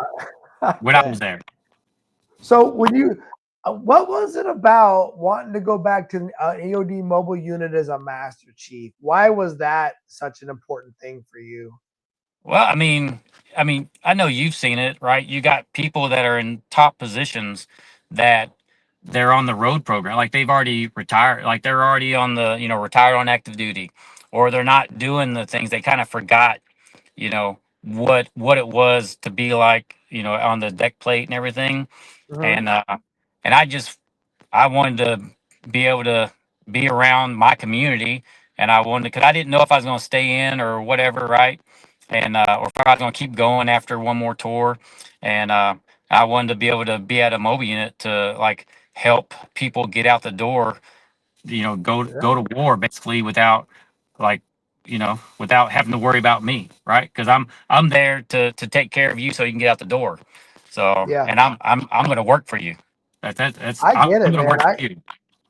I wanted to make DC Master Chief before I became a CMC, right? Because I Yeah. wanted to know that I had gotten to the top of my community, and Yep. I wanted to be on an aircraft carrier as a DC Master Chief Yeah. because that was like, and so after I did that, I was like, all right, I can go CMC now because I don't want to keep doing that, but I wanted to do it at least once, right? Yeah. And Yeah. so I get that, right? And I respect that hunger for like I've made it to Master Chief now. Now I want to go be in a community. And my last job as a DC Master Chief, I taught senior enlisted damage control school, right? Like Yeah. that was my kiss goodbye to the community Yeah. before I turned in my crossed axes and went into the cookie club, right? Became a freaking a CMC, right? And went and did all that. So when you get to EOD Mu 5 and when you get to Guam, you've now gotten you got Spain experience, you've got Germany experience, you've got Yokosuka experience, Bahrain experience. What did how did Guam stack up when you looked at all your other tours, right? Have you ever been to Guam before? Yeah, so being in Japan on a cruiser, right, on the Mob, we pulled in there all the time. I loved Okay. Guam. So I told my wife when I told her, I said, hey, when I make Master Chief, if we can go back to Spain, I will go there. But if we can't, I'm gonna go to Mobian 5. I want to go to Guam. And she was like, all right, all right. And Spain wasn't open to me, but Guam was, because Guam's hard to get anyone to go there, Yeah, right? Guam's always So open. yeah. So I asked for Spain, and then they told me no, and then so I went to Guam, which I was Yeah, excited about it. I loved Guam. I love Guam. Like you said, I was always running out there, go yeah. snorkeling every day, paddle boarding. Like I loved it out there. Like I really did. So I I'm a did too, beach man. bum. I'm shorts and flip flops. That's it. I loved it. It's always a mixed bag whenever I talk to somebody how they remember. But I also, me and my family fell in love with that island, bro. Yeah. Fell in love with the community, the island. But there were some challenges, right? There Yeah. was, I mean, just being honest, it felt like we were kind of alone and unafraid in the world, Yeah. fighting for every scrap of whatever we could get, Yeah. And that was a tough job. I mean, for me looking back on it, plus we were there at the same time. When did you retire? What year? Uh, what was it? 20? What was it right now? Right now 25. it's 20. So yeah, it's a end of 22 maybe. So I retired in December of 22 as well. So we retired about the same time. Yeah. Um, Yeah. and so we were there for COVID and all of the crap that brought to Guam, and that was a tough time. But me and my wife count our blessings for being on Guam during that whole experiment because it was a great place to be quiet, Yeah. right? Like the world was quiet, everybody was not going a lot of places. Well, we can go to the beach, we Yeah. can go to whatever.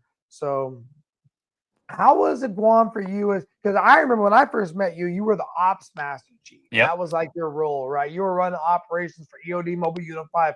And I was talking with Alex earlier on his podcast, and he did EOD Mu 5 after you did it, right? He went there as a Yep. diver, and he was telling me how busy that mobile unit is operationally, Oh yeah. right? So how was that role for you as the ops master chief? Were you just like, oh my God, this is freaking what everything I wanted it to be? Or was it a tough leadership challenge for you? No, I mean it was definitely a tough challenge, right? Because we're EOD's undermanned and overworked, right? And Guam is undermanned, like big time, right? Yeah, So that's one of the things. So every Mobi unit across the board is undermanned for the most part.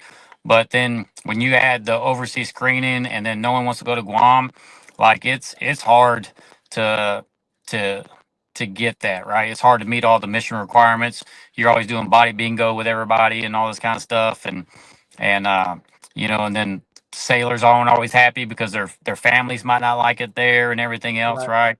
So Yeah, you didn't meet too many people in Spain that didn't like Spain, right? You didn't meet too many people in Japan that didn't like Japan, right? But But Guam, yeah, it was you're either one spectrum or the other, right? Yeah, So well, and there could be toxic parts of the community too, right? Like there yeah, could be pockets of people that were just there. I mean, unfortunately, there was a whole online. There was a lot of negativity, right? And you'd have to yeah, kind of counter all. I, I could tell you story upon story of craziness that was brought to my doorstep, and I was just thinking, like, how does I can this imagine. happen on a Thursday in Guam, right? Yeah, I can imagine. Yeah, Yeah, yeah, it was chaos.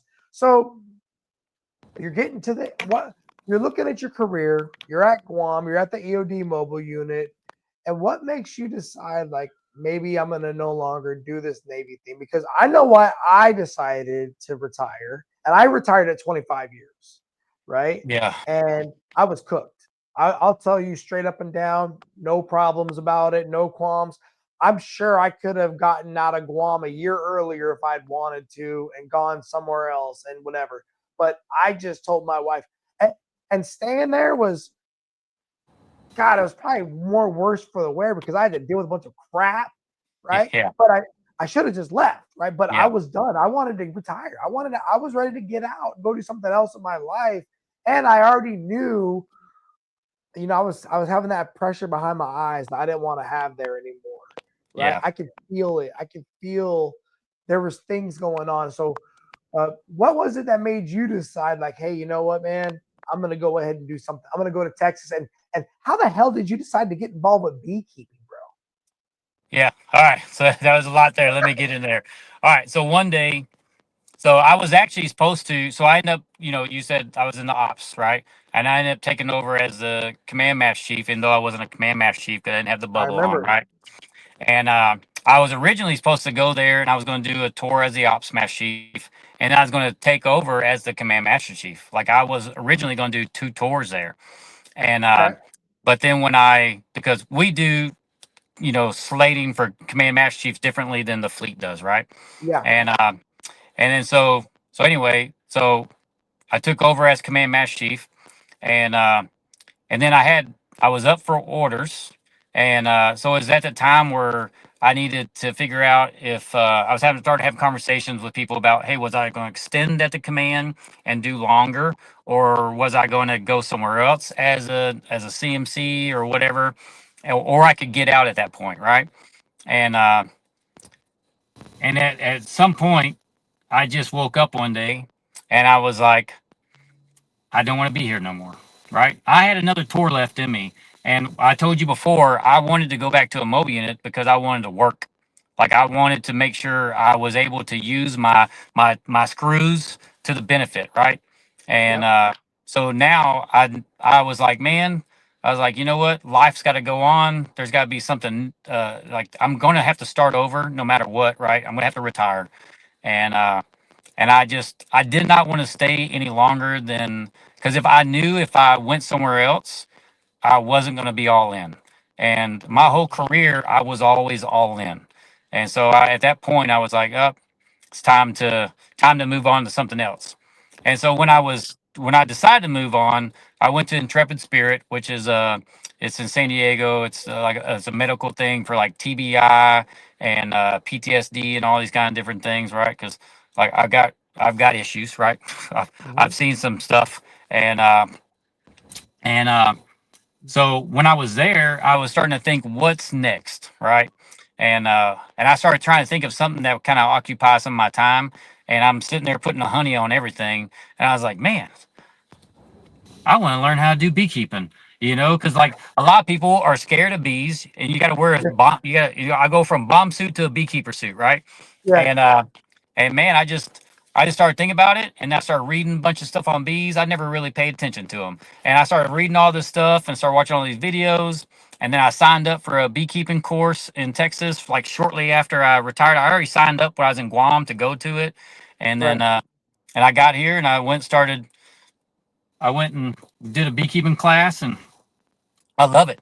Like it's cool. Like I'm telling you that there's actually quite a few couple EOD guys that do beekeeping now, and I tell everybody it's nice and relaxing. Like when you get into the hive and you see what they've done, what they've made, and then you hear the humming of them and everything. Like it's pretty awesome. It's a great experience, right?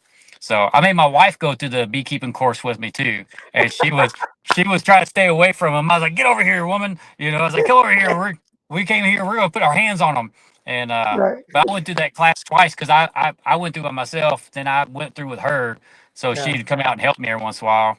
And I've got the kids go out there. No one plays with them with me. I go out there by myself. I put on some headphones sometimes and just go out there and play with them and everything. But um, uh, it's I love it. It's pretty awesome. And that's one of the things is so the beekeeping community is so as an EOD tech, like we share knowledge, right? We share knowledge, and we don't hoard it like some of the communities do in Yep. the military because it's not a competition thing. It's me. It's all of us working together to keep each other alive. Yep. And the beekeeping community is the same way. Like people will go out of their way to help you and educate you and all these other different things. So that's one of the things I also love about like the beekeeping community is it's all about sharing information and everything because like we need pollinators, right? So like it's Huge. it's a huge part of our food chain, right? So Huge. so No, yeah, no. so I remember when you first was talking to me about it. We were in Guam even, and you would mention it. I forget where we were at. I can't remember if we were over in Afro talking on the road or just somewhere. But you had told me in Guam that you were interested in getting involved with beekeeping when you yeah, retired, right?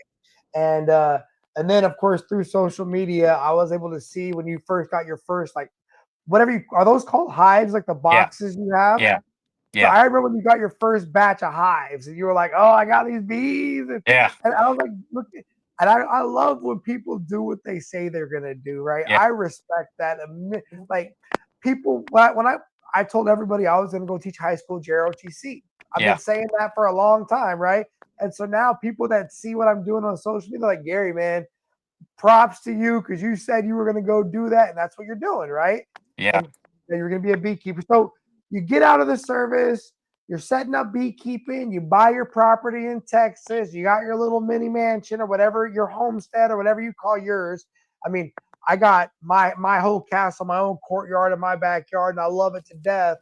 But where do you decide now you want to step out into the leadership arena again and you want to start looking to give leadership development opportunities to your community? So so when I retired, I went and started working for my in-laws. They own a small company in the oil and gas industry, and so when I started working for them, like like they know this, right? I have like hardly any job satisfaction now. Go from jumping out of planes, diving, shooting guns, blowing things up, saving lives, and then like helping, like as even when I got stuck behind a desk, helping people get out the door to go do those things, right? Like I struggle with job satisfaction and I need purpose. Like I need to do things. I like helping people. That's one of the reasons. So when I went EOD, everyone asked me, they're like, "Hey, why don't you try to go SEAL?" Everyone wants to be a SEAL in the Navy. And I was like, "Hey man, it's an easy choice to me." It's like at the time, SEALs take life, EOD saves life. So I want to go EOD. And so when I was trying to figure out what I wanted to do, I started doing. I don't know if you know who Andy Elliott is. He's big on social media. He's buff dude, bald, always wears some short shorts. Looked like he should be an EOD tech or somebody, right? And Right. I started watching all of his videos, and I was like, man, that guy has the spec ops community like mentality, but he's in the business world. And so I saw one of my friends hit me up, or one of my friends had posted a picture of them, and I literally texted him. I was like, man, I love that dude's videos. And he was like, dude, you should go one of his seminars. So next thing I know, I was going to a seminar in Arizona, and he does sales training, right? Mhm. And so that's what he does. They do like he's like one of the number one sales trainer in the world. So they have like roofing companies, all these different companies come there, learn how to sell and everything. And when I was there, and I started like hanging out with those guys, like I started doing things with them. I got into like some of their training platforms that they do and everything. But everything that they do is just centered around being a good person and a lot of leadership type stuff. Yep. And they would always reference people from the military, especially like SEALs and Green Berets and everything. And they're talking about that, and I'm like, that's me. Like that's me. That's what I did. And I Yeah. would talk to them, and they would ask me questions. I'd be like, yeah, and I'd talk to them, And then one day I was like, hey, I'm thinking about doing this. And they were like, yeah, you should. They're like, hey, you realize like all these successful people, they always reference you guys on team building, mentality and all these different things. And they're like, we're talking like everyone's talking in theory, you're talking in experience. Like, so I'm just like, yeah.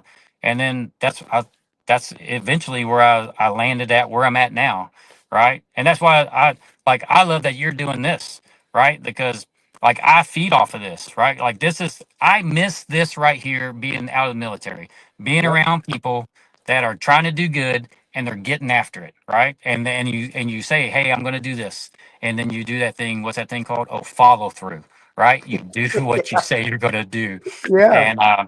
and so like I miss all of that, right? And so like I needed purpose, and I was trying to figure out what to do, right? So I'm in a process of building right now. I really haven't even tried to sell anything or do anything yet, right? I'm just Yeah. building my brand, and that's it, right? I'm trying to build content and trying to build myself, right? That's literally I it hear right you. now. And I and hear you, brother. And what I love about everything you just said is, first of all, I can relate to all of it because, you know, I agree, right? My purpose for so many years was taking care of the people that took care of me, and that yeah, was the sailors that were doing the mission, right? yeah, At the end of the day, whether I was on the carrier, whether I was on the base, whether I was on the ship, didn't matter. There was 300, 400, 1,000 people behind me getting it done. yeah, And I did a video the other day about how I like leading from the front, I like leading from the back, I even like leading from the center because I can find places to be the leader that they need me to be in all those locations. And I used to tell people all the time, I I love I love Chiefs because they don't need anybody to chief them. I love senior Chiefs because they chief Chiefs. I love Master Chiefs because they coordinate the whole damn thing and no one even knows that they're doing it, yeah, right? Because there are roles inside of our senior enlisted leadership community, whether yeah, people want it like it or not, there are.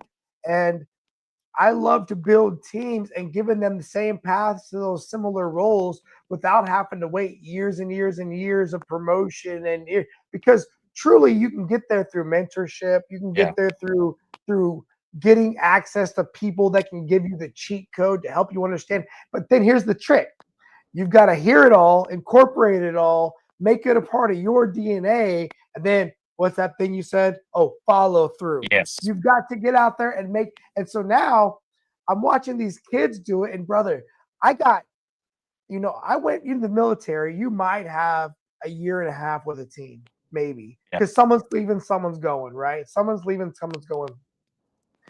I get 4 years now with a group of these kids. yeah, So, like, my senior class this year was my first year as a teacher. Now they're yeah, seniors. I got like 30 of them, bro, but they're all now rising seniors that I've had 4 years with. Dude, that op we did tonight, I just told them all, here's the directions, here's the thing. I'll be there at this time to make sure you guys do this thing. And then I'm leaving because I got a thing. Y'all got it? Yes, Master Chief. Bro, flawless execution. yeah, And I'm so fired up. I'm not going to sleep, right? Now I've talked to you. I did talk to them. I'm jazzed up on Mountain Dew, bro. Like this yeah, is and when you get all this energy, people like us have got to find a way to channel it into something productive or you're going to get frustrated. You're yeah, going to flounder, right? Because it's so much about who we are. And we only get so many years of productivity, unfortunately, yeah, right? And I'm not saying we're like beyond the coop because I would love to be doing this into my 70s. And my chaplain is also in the leadership development space. And I did an event yesterday called Ocala Inspired, and my chaplain yeah. was one of my How'd that go? speakers. Great, great, Yeah, great. Yeah, people actually paid to come. yeah, So that's excited, awesome.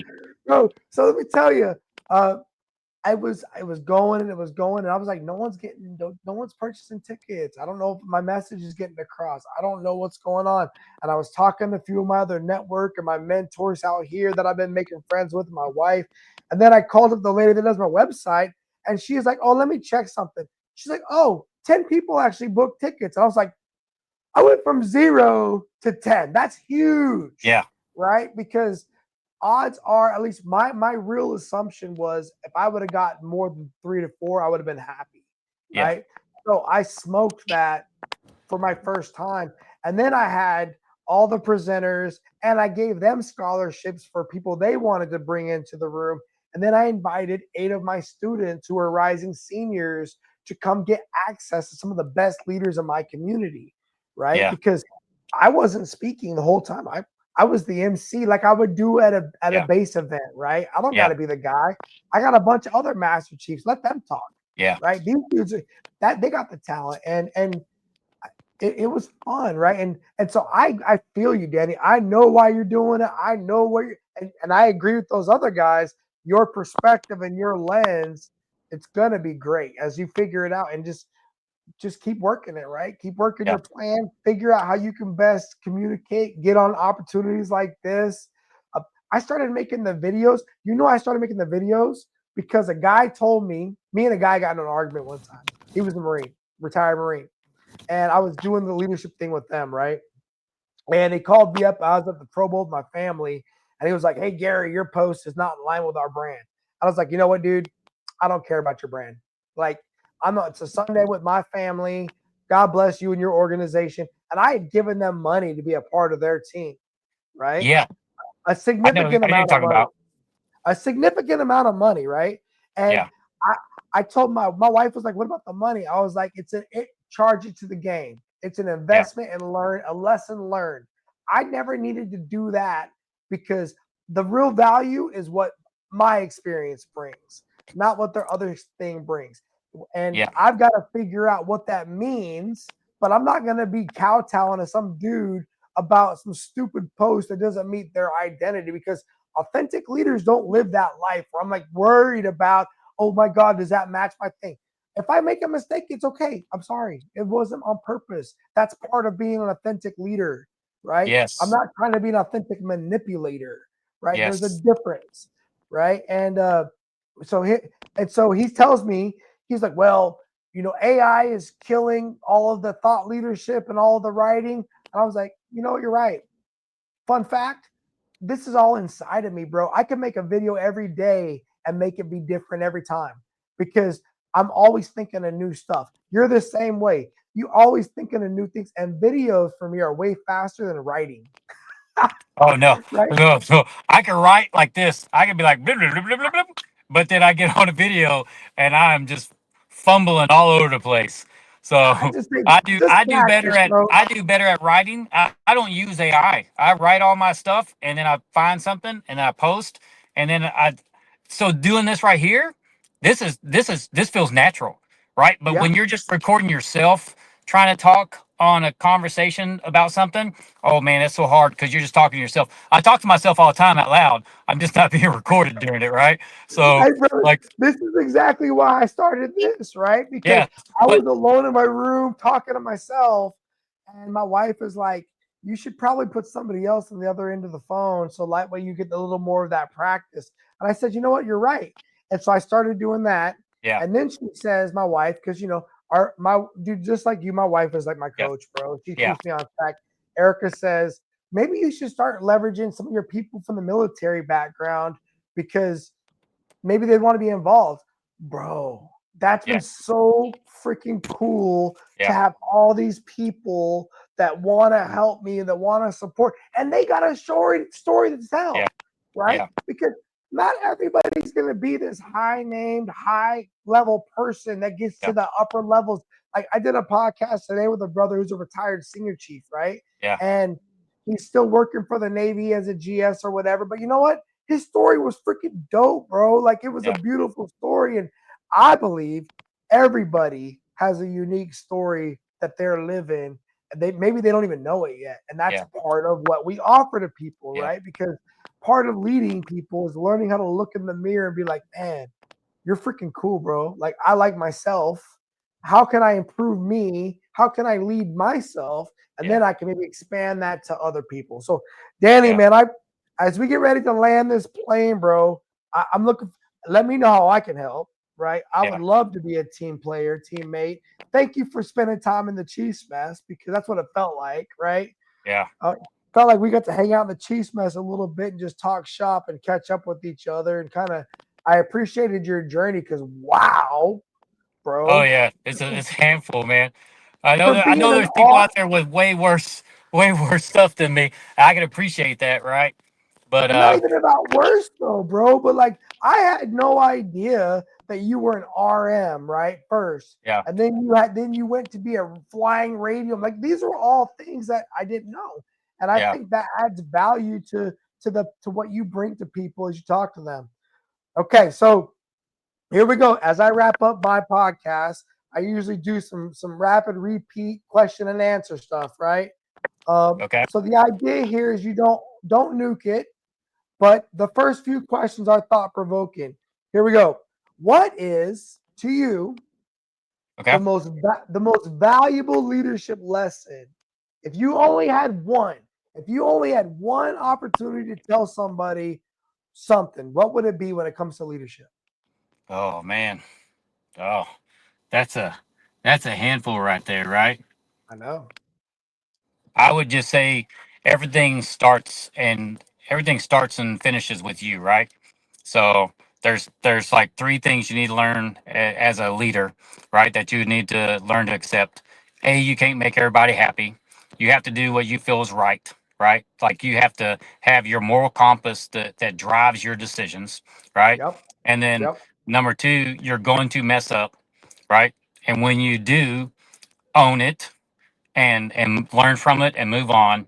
And then number three, remember number two, you're going to mess up. And number one, you're not going to make everybody happy, and just do what you feel is right thing, right? So there's two rules, but number three is circle back, and it's Yep. always and then like it's always your fault, right? As a leader, there's always something that is either you could have, should have done better, right? Yeah. So anytime you start pointing at fingers at somebody, think about what you could have done to, to what part of the, what part did you play and things go wrong or whatever, right? And Yep. then if you have to lead by example. Like I, that's I I hear you, bro. And but you I know know the that's other not thing. one thing, but that's like what's popping in my Well, head. so you gave me one thing though. You said everything starts and finishes with you. Yeah, That was the one thing, bro. And the other stuff was the sauce, right? But you yeah, gave me the one thing, and I agree. I tell this to the kids that I teach every day. It doesn't matter how tall you are, doesn't matter how fat you are, doesn't matter your skin tone, your eye color, how many teeth are in your face, doesn't matter, yeah, right? If you want to do something with your life tomorrow, you start today, yeah. right? And if you don't have that resolve today to prepare for tomorrow, you're not serious, Yep. right? And I don't window shop. I don't play games. So if you come to me and say, "Hey, Master Chief, I want to do this," my fatal flaw is I believe you, right? Yeah. I believe you, and so I'm gonna get disappointed if you come tell me you want to do this. So now I'm thinking how to help you and to prepare you, but then you don't want to do it and you So, don't want to do the work. like for real, when I did the spec ops recruiting, I would ask guys, I'd be like, hey, how many people know you want to go SEAL or EOD or diver or whatever? And they would be Yeah, like, no one. And I would tell them, hey, step number one is to tell people you're going to do it. Because if you tell people you're going to do it, that makes you follow through on it. And if you can't open your mouth and tell people you're going to do this, it means you don't believe in yourself. So, yep, so in order to make this a reality, you got to tell people you have a goal. And even if other people don't see it in you, it don't matter what they see in you. You speak it, and then you make it come true. Period. that's it. That is the Right? first step always, bro. Okay, all right, here we go. Next question. What do you see is one of the biggest leadership challenges facing organizations today? Oh, I always go back to leadership. Right? I do. I go back to leadership. If you look throughout like majority of the organizations, like I think there's a lot of managers out there, but there's not a lot of leaders out there. And there's a difference, right? Managers do programs and systems and all these different things, and leading is people, and leading is managing all the different personalities and everything else that come with the things that need to do all that, right? So like a lot of people kind of chalk that up because the AI thing, and they think AI is just going to fix all these different things. And man, I think like the one of the biggest challenges is leadership, because that's how you retain, and that's how you build and keep your team, right? So if Yeah, you're out leading, you're going to lose everybody very quickly, right? They're going to go to someone else for whatever you're not doing for them, right? yeah. I think that one unique thing that I've found is I've met leaders that were such excellent visionaries that they could cast the vision and they were ready to take the hill, but they couldn't manage them way out of a wet paper bag, Yeah, right? And I've met managers that could manage a problem, but God, they had a hard time leading themselves out of the same problems, right? yeah, The yeah, difference is I it's harder to teach leaders to manage than it is to teach managers to lead. That's yeah, my opinion. Because yeah, leaders are so focused on the bigger picture and the vision of where they're going, they almost don't want to be distracted by the minutia of it all. And so yes, my priority is that these organizations out there, to your point, is start focusing on your managers and get them to be better leaders. Because even if you can improve their leadership abilities a 10%, yeah, imagine the force multiplication that will bring to them if they're already doing a decent job at management, yeah, right? That's the game changer. So don't just focus on those visionary leaders that you're looking for, because some of those people are just kind of being, I don't know that leaders are born or developed or whatever. We can have those conversations. But I yeah. will tell you, through my career, I've been able to grow more managers to leaders than I've been able to grow leaders into managers. Yeah. Just Yeah, you have to have a mix of both of them, right? To be successful, to you be the need best. you need to be able to manage and lead, I, right? I So, agree to be yeah, the best. I agree to be the, but honestly, Danny, not everyone's gonna make Master Chief, right? Like, yeah, and so we got to meet these people where they're at, and then as you as you inspire that manager to become a leader, you might one day create a future Master Chief, right? yeah, Because yeah, they might get a taste of it and never go. Or you might get a leader who needs to learn to humble themselves and they got yeah, to learn to work it on their they got to work on their management stuff, right? yeah, That could be true too. I'm just when I'm thinking about organizations, that's if I was going to take what your advice was, I would say organizations look at getting your managers leadership training. yes, So yes, that way they can get that. I would rather see you give them that 10% quickly, which it will, because yeah, guys like Danny are going to come in and they're going to inspire them, they're going to align them, and they're going to help them look in the mirror and be more proud of what they're doing. And yeah, that's going to then reflect in everything else they touch at your job, at your company, yeah. right? Period. And it, And and that's the I thing. say that from experience. Yeah, and that's the thing. A lot of people don't know how to lead, right? So it's not that they're bad leaders; they just don't even understand these little things add up Yeah. to all these big things. You're like, it's not hard. I don't think it's hard. I think it's very simple, right? Like it's literally you're managing people. So everyone always says, treat people like you want to be treated. No, it's treat people like people. Figure out how each, the different nuances of each person, what makes them tick, what motivates them, right? So five people look for five things in a job, right, or something like that.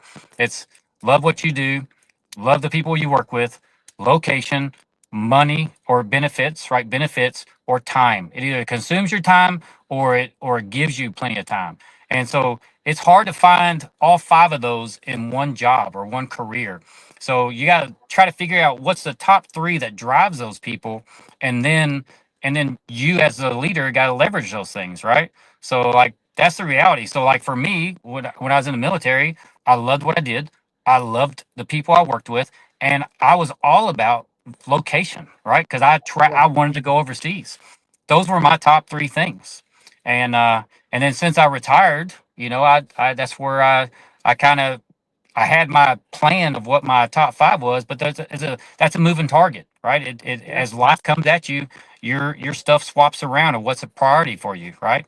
Yeah, man. The opposition always gets a vote, right? Yep, Everyone's got a good plan until they get punched in the face, and yep, then they got to figure it out. But you know what?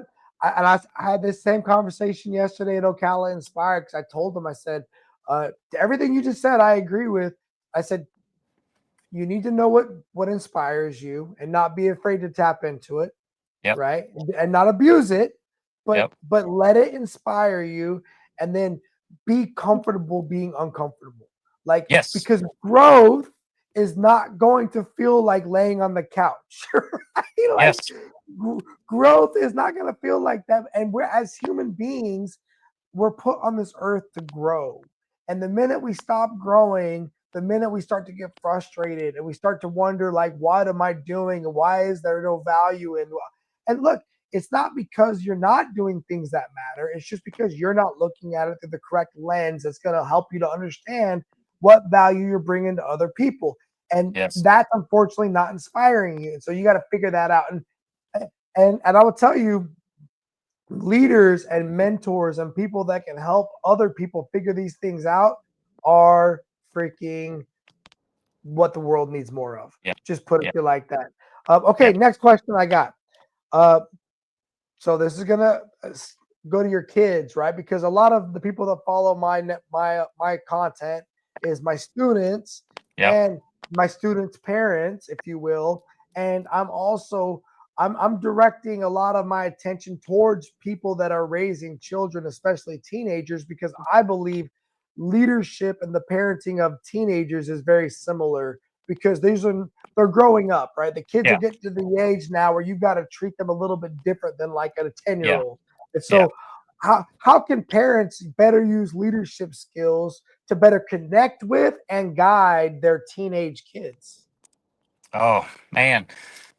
Well, once again, it goes with understanding your people, right, and trying to find that common uh, theme, right. So you know me, fitness is big on me, right? Like, Yeah, and and one of the biggest things was I would always tell everybody as an EOD tech, like, here's the physical fitness standards for everybody, right?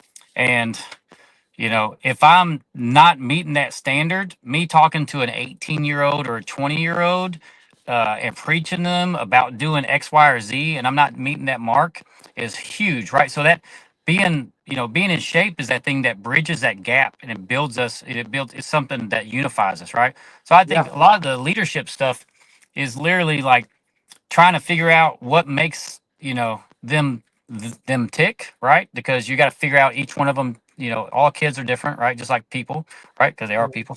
And uh and but you but then you have to be doing certain things for them to listen to you. If people trust them, it comes always down to trust and respect. And if people don't trust and respect you, they're not going to listen to you, right? And if kids don't like you, they're not going to do it. And it's the same thing. If we work together, I don't trust or respect you, you ain't going to be able to inspire or influence me, because I don't care what you say to me. So like it starts yeah, with just earning that trust and respect, being that person. So I always say in the spec ops community, like in the military, when we always talk about having relationships and all that stuff, but in the spec ops community, when you're going to war stuff, like you have to be that person that people are willing to die with or for. You have to have those relationships that people are willing to die with or for you. And if you translate that relationship part to them, it's like, would they die for you, right? Like, or do they, or are you just somebody that's just there, like putting a roof over their head, right? and I'll tell you, bro, I back don't know to if that trust. answered it. No, back to trust and respect, right? I think it's a great answer. And the reality is, uh, I remember that movie, We Were Soldiers, watching Yeah, Mel Gibson was in that chapel with that young man who just had a baby, right? And he yeah, was like, we're about to go to war tomorrow. How do you rationalize being a dad and being a soldier? And he says, I hope being good at one helps me be better at the other, yes, right? And that changed my life and my whole life as a leader. I was like, I hope being a chief helps me be a better dad. Helps being a good dad helps me be a better husband. Helps being a better husband, helps me to be a better lead. Like they're all symbiotic yeah, parts of who you are. And for me, trust and respect, it comes back to saying what you do and doing what you say, yep, right? So my words are what I'm going to do. My actions are going to be a direct reflection of who I am. And I'm going to do my best to live by that. And when I don't meet that expectation or that standard, I'm going to be honest about it, not just with myself, but with yeah, the people that care about me so they can hold me accountable. Right. Yeah. And I think that matters. So if I tell my 11-year-old son that, bro, when I get home, we're gonna go outside and play catch, it's plan on that, dog. Like it's gonna happen, bro. I said it, right? And when I come home, he expects it to happen because Yeah. he trusts and respects me, right? And I look at the same thing with these teens that I'm working with. Believe it or not, they just want to do good. And Yeah. once they trust and respect you, they're going to want to continue to make you happy because they want to get your recognition, Yeah. right? On the reverse side, I think a lot of people, especially people living the grind, living the day to day, we lose track of what's filling our cup. We Yeah. lose sight of what's making us excited to be who we are. And then we struggle doing for others. And so I think that trust and respect starts also when I look in the mirror and do I trust myself? Yeah. Do I respect myself? Right. And that's freaking right. Yeah. That's a tough question. I've been there 100%, bro. There was there was times, dog, where I couldn't even trust myself with myself. And I was like, I'm thinking some crazy stuff. I gotta go tell somebody because I can't go put my hands on this person that I want to go do that to. And so because like I'm struggling, right? And getting that back into the box and figuring out what's really the wrong thing and what's going on. And I Yeah. think that a lot of parents, just like leaders in any organization, when I used to tell my chiefs, if you ever don't feel like being a chief petty officer today, stay away from the sailors. Yeah. Get in the mess, get in your rack, come talk to me. Let's figure it out, bro. Because if you don't feel like being a chief petty officer today, you're going to say something or do something that we're all going to have to freaking make right. And we don't want to go through that, bro. So Yep. recognize you're not in a good place and go get some help, dog, and get some space. And I would tell that same advice to any parent that's out there. And then I would also tell them, but don't be too hard on yourself, right? No one's Yeah. perfect. None of, dude, as great as you are at a lot of things, I'm sure you got a list as long as you that you don't need to that you don't want to share of things you probably don't feel like you're perfect at, right? Oh Like yeah. for me, I'm 5'6" and I'm not skinny. I'm always insecure about those things, right? And that's why I was out there riding that damn bike 20 miles a day in freaking Guam, trying to show everyone that I may not get taller, but I'm trying, bro. Yeah. I'm trying, and you're not gonna say that Master Chief's not at least trying, right? And that's the Okay, thing is that whole leadership thing, right? It comes down to it's a growth mindset, right? Like you should never be satisfied. You should always be trying to evolve, right? There's always yeah, something to improve on. Period. for sure. How do you think veterans can leverage their experience, especially when it comes to leadership in the civilian sector?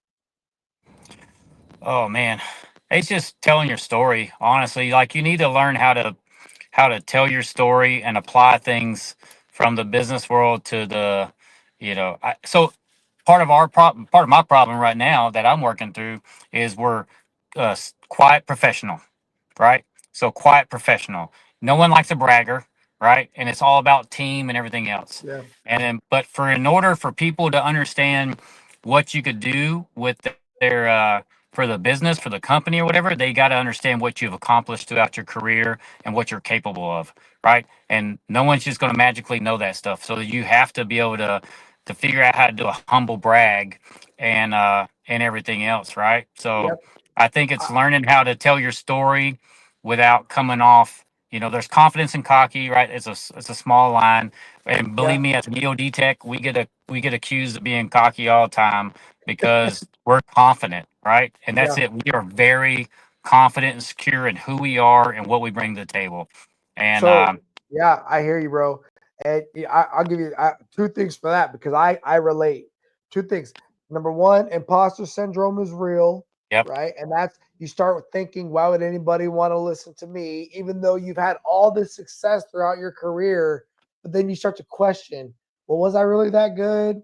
Or yeah, was it just because they had to listen to me because I was a yep, master? And like I had this idea that I had to get out here in the civilian sector and find all this success before I could start having a platform because I wanted to prove I wasn't just a military success. I wanted to be a success in multiple areas. yeah, And what I learned is that's just a waste of time because you're just wasting energy trying to prove things that you've already got, right? Yes. So that was number one, and so that's imposter syndrome. That's a thing, and we can use quiet professional, or we can use not wanting to be braggadocious. But the reality is, if you want to be in the leadership arena, guess what? Someone's always going to be able to throw rotten fruit at you. Yep. Period. Right? And by you being quiet about it and feeling like you're missing an opportunity to live the life the way you want to live it, I think you got to figure out a way to get through that. And so the other thing I would recommend is, for me, I want to give platforms to people that I know have those dope stories that can help, because like I know, bro, if you're not just hanging out with these other kinds of people if you're not successful. Yeah. They're not going to have access. You're not going to have people that are going to want to get on like a podcast or get out there in the community and do something on behalf of somebody if that person's not earned their respect or not Yeah. earned their, and that's going to bring not just the credibility, but also going to give you a chance to share other people's stories, Yeah. plus sharing the spotlight, right? And it kind of helps with it a little bit as you're building your platform. And then eventually you'll have a bunch of people that are tuning in for what you're offering. And then you can say, hey guys, oh, by the way, I recently generated a new opportunity. If you want to get involved in this thing, here's how Yeah. you would do so, right? And then go from there. Like, Yeah. so for Ocala Inspired, right? I didn't advertise this, did not advertise this, right? I sprung it on them at the event. For everybody who actually came to Ocala Inspired and bought their ticket, they now get access to 6 leadership masterminds throughout the year, every other month, Oh, right? that's And awesome. I'm not advertising them to nobody else. I'm not inviting nobody else. It's just those people, me, and I took all the notes from yesterday, and I'm going to help reattack those things. But I want to give them more value because Yeah. they took. And I told them, I said, you know what? And if you don't dial in, it's totally fine. I have no expectations. I'm just giving you an opportunity if you want to get more access to conversations like Yeah. this, because I feed off this. And I told him yesterday, I said selfishly, this is as much for me as it is for y'all. Yeah. Yeah. Okay. All right. So let's get out of the deep waters. Let's get into some of the fun waters.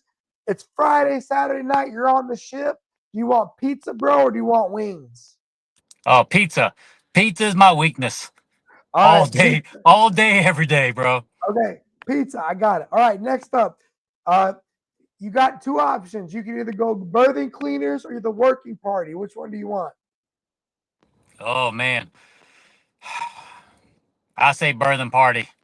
I can climb in someone's rack and take a nap. You think the birthing Yeah. cleaners. Got it. Yeah. Okay. All right. That's why you went EOD, bro. Yeah. I Okay. think outside Next the up. box. Hey, I'm not mad at you, bro. If you watching a movie, would you rather watch a De Niro movie or a Pacino movie? Oh. I don't know. I don't know about that one. Maybe Chino. Okay, got it. All right, looking back on your career, what was your favorite duty station? Oh. I would say, far as like the command, right? I would Whatever. say I would say Virginia, Moby Unit 2 in Okay. Virginia, just for the job size for everything. But then I love Japan. I love Spain. That's not an easy answer right there. Bro, you had a hell of a career, bro. Like Yeah, I did. you I don't really take did. that for granted. I went to some Yeah. awesome places and I had awesome people. So Yeah. I don't You had necessarily know if I can lock it down on one, right? yeah, you had a hell of a career. All right, so looking back on your career, where was your favorite Liberty port? Ooh. It wasn't Hong Kong, I can tell you that. uh, oh man. I would I would say Russia. We went to Vladivostok? Russia. Yeah, we went there. This is like in 97, maybe Yeah. 98. Oh man, that was a good time right there. I Yeah. heard stories. Okay. Yeah, that was a good port visit right there. Okay, looking back on your career, what was the most difficult qualification you ever had to earn? Master EOD Tech.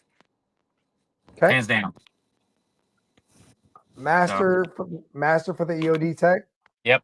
Yeah. Okay. It's a 30-day process where you gotta plan all these, like you get 5 different missions and you have to plan them like you're going to do them. You have to research all this stuff. You have to build all these PowerPoints. You have to do briefs. It's a panel of like 5 to 6 master techs that come in there and you have to brief them all and everything. It's extreme. It's Okay. extreme. Yeah. Sounds like it. All right. Next up, I think I know the answer to this question. I'm going to ask it anyway. If you had to do it again, would you do an overseas tour or a stateside tour? Oh, overseas. Easily. Overseas. Yep. Okay. Um, would you rather be independent or on a team? Oh, I like being on team. Okay. I like Uh, teams. okay. I understand. Do you have a personal leadership philosophy? Uh, yeah. I mean, it's literally lead by example. Others will follow. All right. Okay. I That's like that's it. it. Yeah.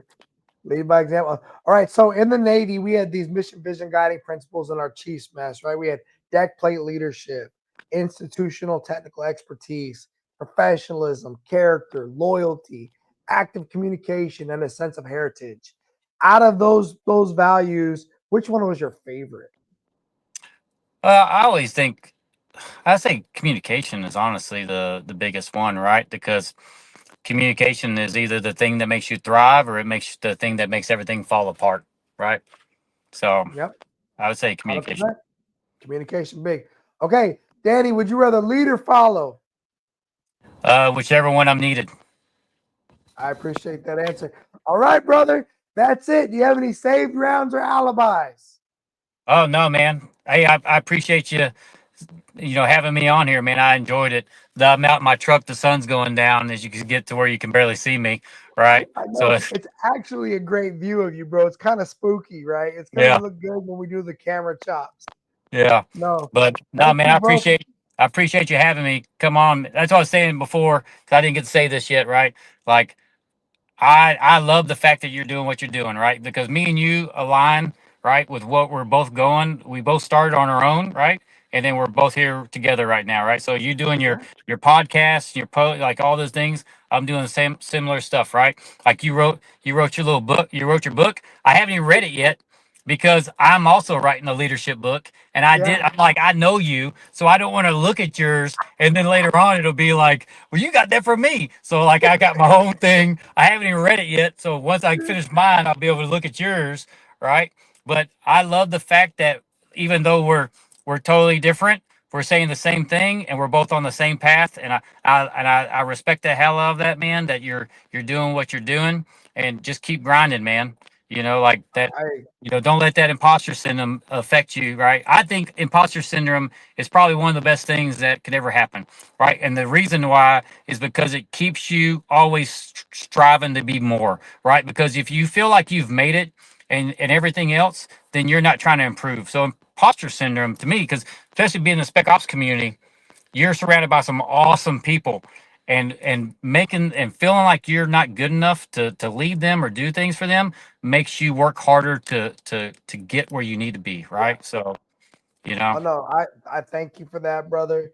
And I mean, here's the thing: you and I are part of the same DNA of the same Navy family tree, right? We were, of course, different branches, went up to different things, but I just by talking to you, again, I felt like I've been in the mess, grabbing a cup of coffee, meeting another Yeah. guy that I've never, and just finding out we've got a whole bunch of stuff in common. And Yeah. I am excited to see what you do because I know it's going to be great, bro. Because I appreciate that.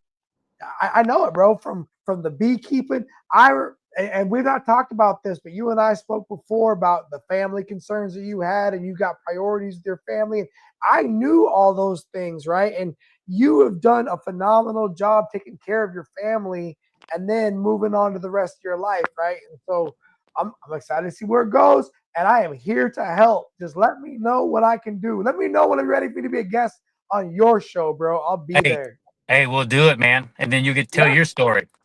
So I get ready.